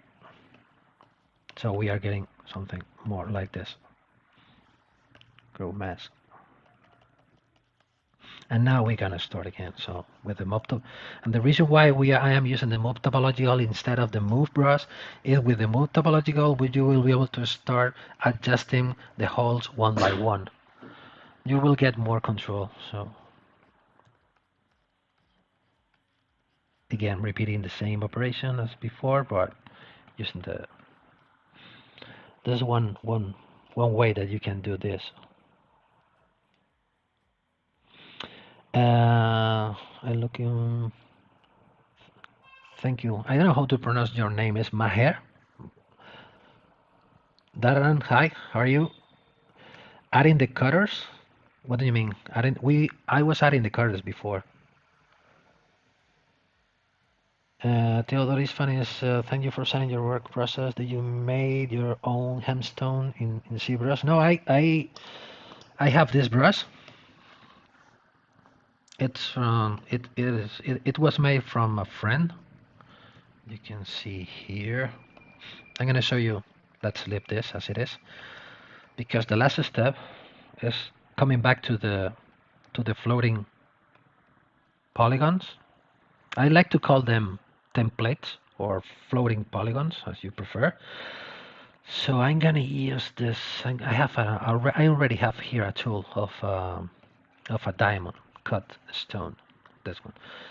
So to be able to use it with the Nanomesh settings, it should be open first to be able to find it. So if I come back here, repeating the same as before, in the middle of the polygon, insert Nanomesh, all polygons, but now instead of a cylinder that I did before, I'm gonna select the diamond. So I'm gonna be able to insert one stone in the center of each cutter. So if I go now to Nanomesh, change from proportional to fit. Now let's start playing with the offset, with the size, with the offset.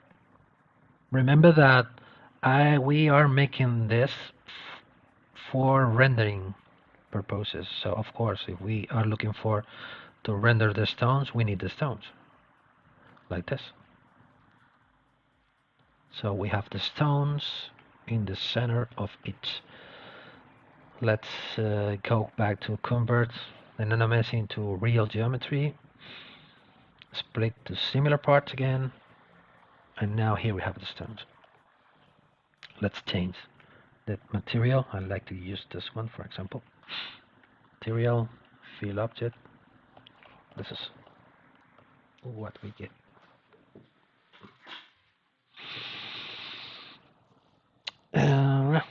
This resultado de traducir. I really want to learn and get good like you. Thank you.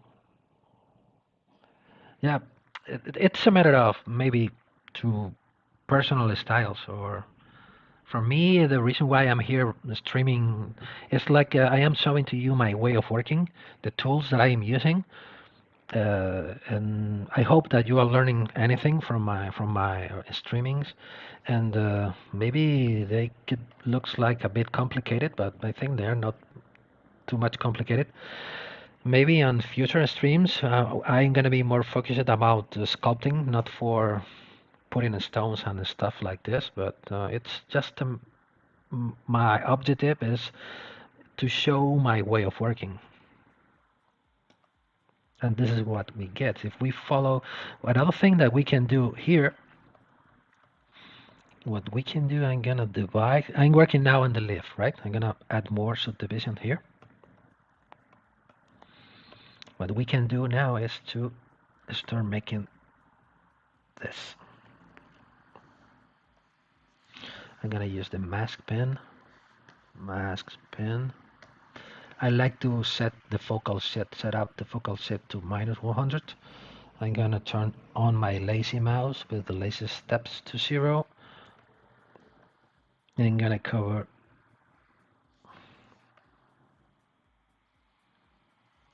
everything inside of a mask like this.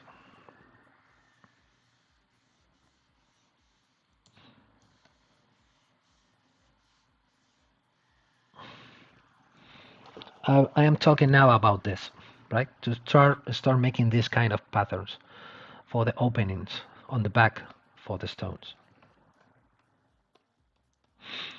And now what we can do now is, for example, if I'm gonna invert the mask now, Control Alt.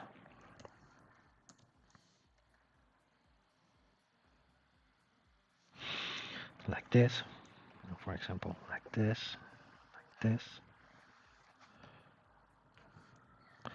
Let's see how thick is this. 0.3 millimeters. This is going to be very thin.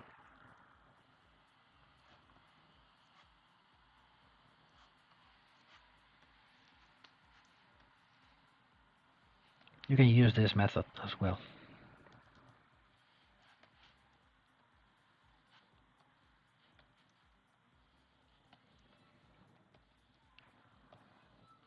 Maybe try to get something like this, non-regular, so like a pattern of a real leaf. I'm not sure if I am pronouncing well the word leaf, leaf, left. I don't know if it's left or leaf.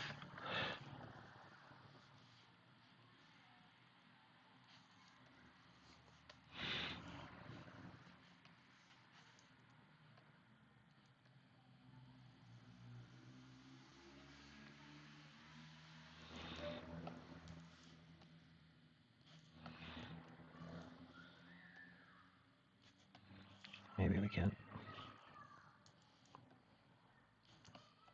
making something like this to start painting the pattern with mask.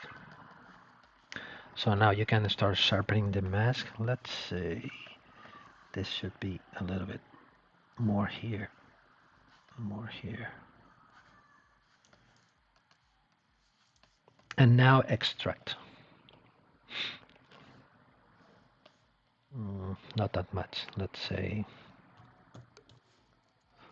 0.01. Let's click on double because we are trying to extract the same portion of the mesh from outside and from the inside. And .8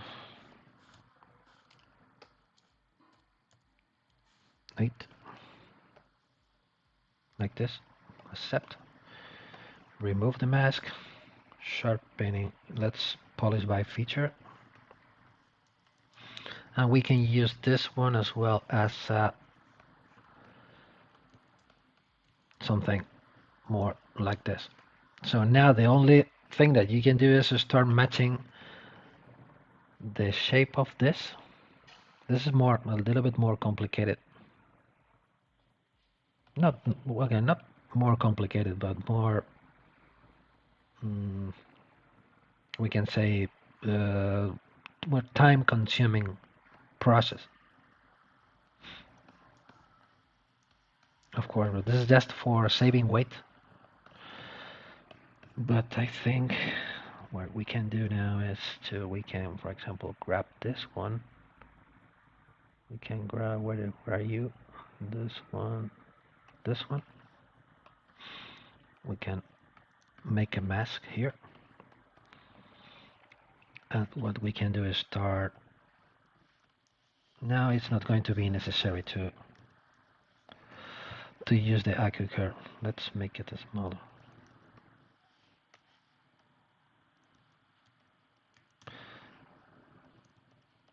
Maybe this one is too far from this. I'm gonna start adjusting.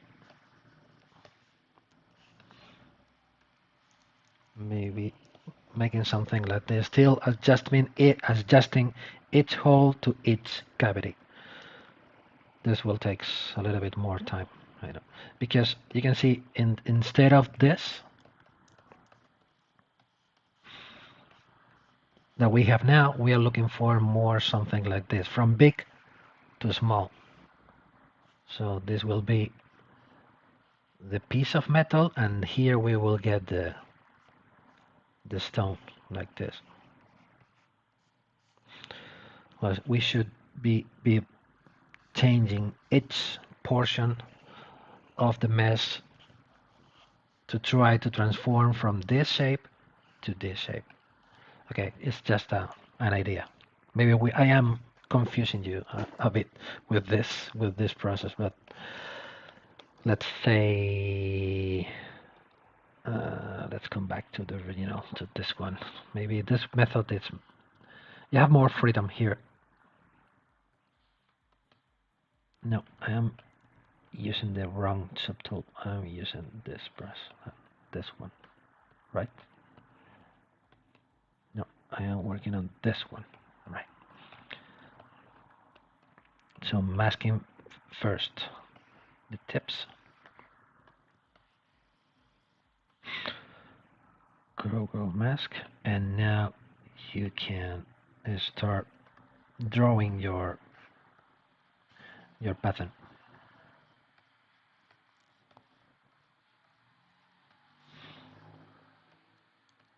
I'm gonna try to make a good one.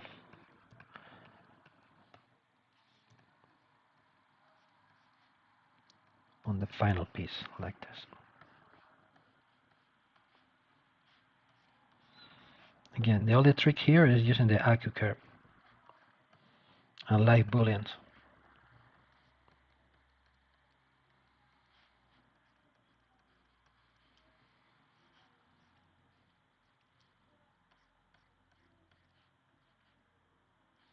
Let's add more intensity.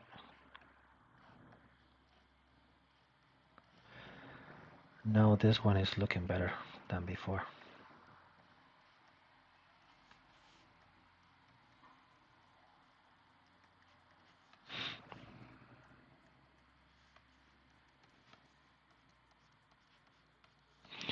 Okay, now it's time to start finishing. I'm gonna save this anyway, but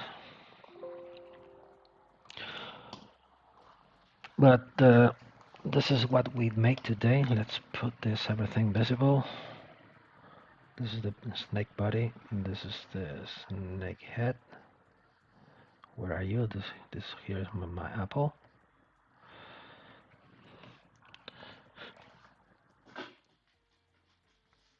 And maybe the stones, instead of white, we can use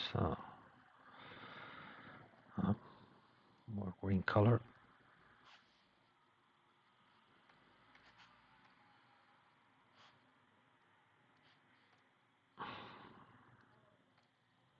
Like this. Okay, so thanks for being here watching my stream. So next week is October. First week in October. Maybe I want to start thinking about another design, maybe, or I'm gonna follow working into this to try to get it ready more advanced and ready for production. We will talk about it next week, maybe about how to set the files ready for printing, but almost everything is ready. Maybe I'm gonna set a little stone here, a bare stone here. I'm gonna put here a stone with this shape. That's the idea, to have enough space here to set something like this. There, and start adding some sculpting details on this part of the design, maybe adding more organic filling on the leaf as well, and start making a cool render to call it completely done and finish it. And the next stream, I'm thinking about to start talking about bas reliefs, so I should be think about it. Let's see what I have planned for the next week. So stay tuned for my future streams. You can subscribe, of course, to the Pixologic YouTube channel, and to stay tuned to my streams. And if you go to my personal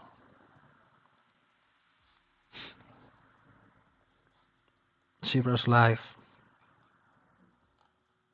presenter site, here you will find a collection of all of my videos. If you have more questions, leave your comments on the chat below. Anyway, instead of with the streaming finish it, you can write your question or your suggestions for future streamings. But as I said before, I have in mind to start talking more about bas reliefs to apply the sculpting reliefs for coins and metals. I'm going to show you my process to start making bas reliefs and has and low reliefs, maybe medium or high reliefs. They are more interesting because you have more room for add more details. Because when you are making relief for coins, they are very flat, so the room between the base and the highest point is so small that it's not possible to add a lot of detail. But anyway, so I will talk. I think we are going to be talking about bas relief in future streamings. So thanks a lot, Theodore. I'm one of your favorite streamers on ZBrush Live. Thanks a lot. Thanks a lot. That really means a lot for me because this is my sixth stream, so I'm a very beginner streamer. And you are saying you have the passion of a I have a passion of a Tibetan monk. Yeah, I think it's just a matter of that you are doing what you like. When you are doing what you like, the times fly. You know that you are spending the necessary time, as more as necessary when you are doing what you like. What is your passion? I mean, amazing work. Thanks a lot. And yeah, I think in terms, let's see if I made a cool render as well in KeyShot. I will show you. I will post it on my social media pages. Of course, if you come back again to my profile here, you will find here all my social media information here. You're looking for me in Facebook, Twitter, Instagram, Behance. I always forgot this. And DeviantArt, and Pinterest, and YouTube. You will find. Of course, I have a YouTube channel where you will find some tutorials on turntables, videos. You can leave a comments. I will answer your questions. So I will put an eye all days to know if any of you are asking anything. And again, thanks a lot. And Ibrahim is asking to me something about to recap how I did anything. Highlights. Yeah,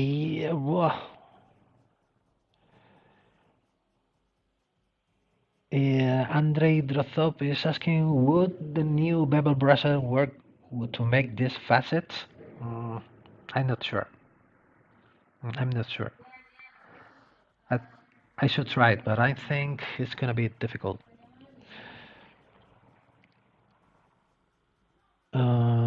Techniques so helpful. Thanks a lot. I will buy the license. Yeah, keep in mind that you will download the free version of ZBrush for maybe it's for 20 days. It's free. It's a trial version of ZBrush. It's not free. Trial ZBrush. Yeah, ZBrush. And try ZBrush.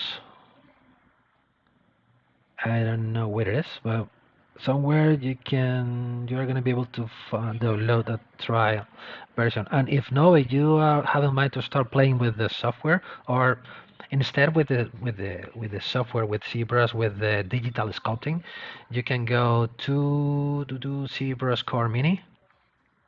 This is a free software where you can start making your sculptures with ZBrush to start learning the basics of the interface. Once you are familiar with the tablet and with the sculpting process, you can go and you can start buying or trying the ZBrush Core. It's a limited version of ZBrush, and once you have enough confidence, you can start buying ZBrush or paying not the main license. You can pay a week license or a month or a 6 months license. Get ZBrush, buy ZBrush, and here you have a subscription. You can subscribe to ZBrush for a month or for 6 months, or you can buy a perpetual license. So many different choices to start to get into the world of the digital sculptor. During the ZBrush Summit, they sometimes make this. Yeah, so I think they are gonna make it as well this year. During the summit, they will offer discounts for the different subscriptions and versions. Good price. Yeah, I think the summit is going to be. It's gonna happen the summit. Summit October from the 23rd to the 26th of October. Maybe about a month from now. I really appreciate that you have been here, Leonard. I really like to share my knowledge. I enjoy it a lot to making these streams. And you want to review any of the processes, you can go again to my profile and you will collect or go into YouTube, to Pixologic,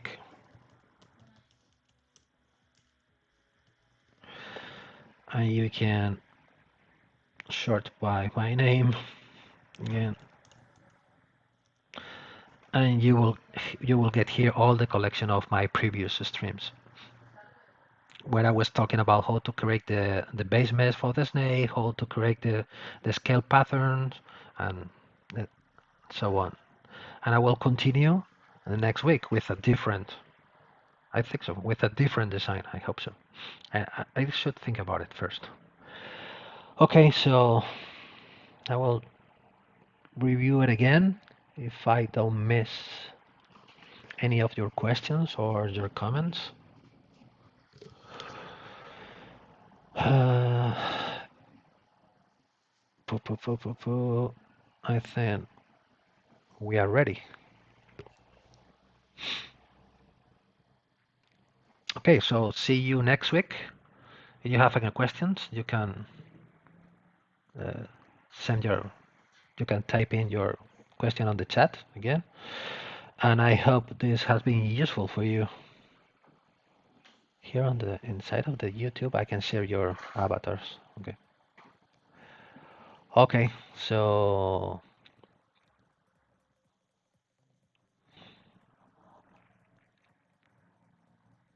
again, see you next week, and hopefully you could be here again next Wednesday, and Enjoy your ZBrush. Till there. See you. Bye.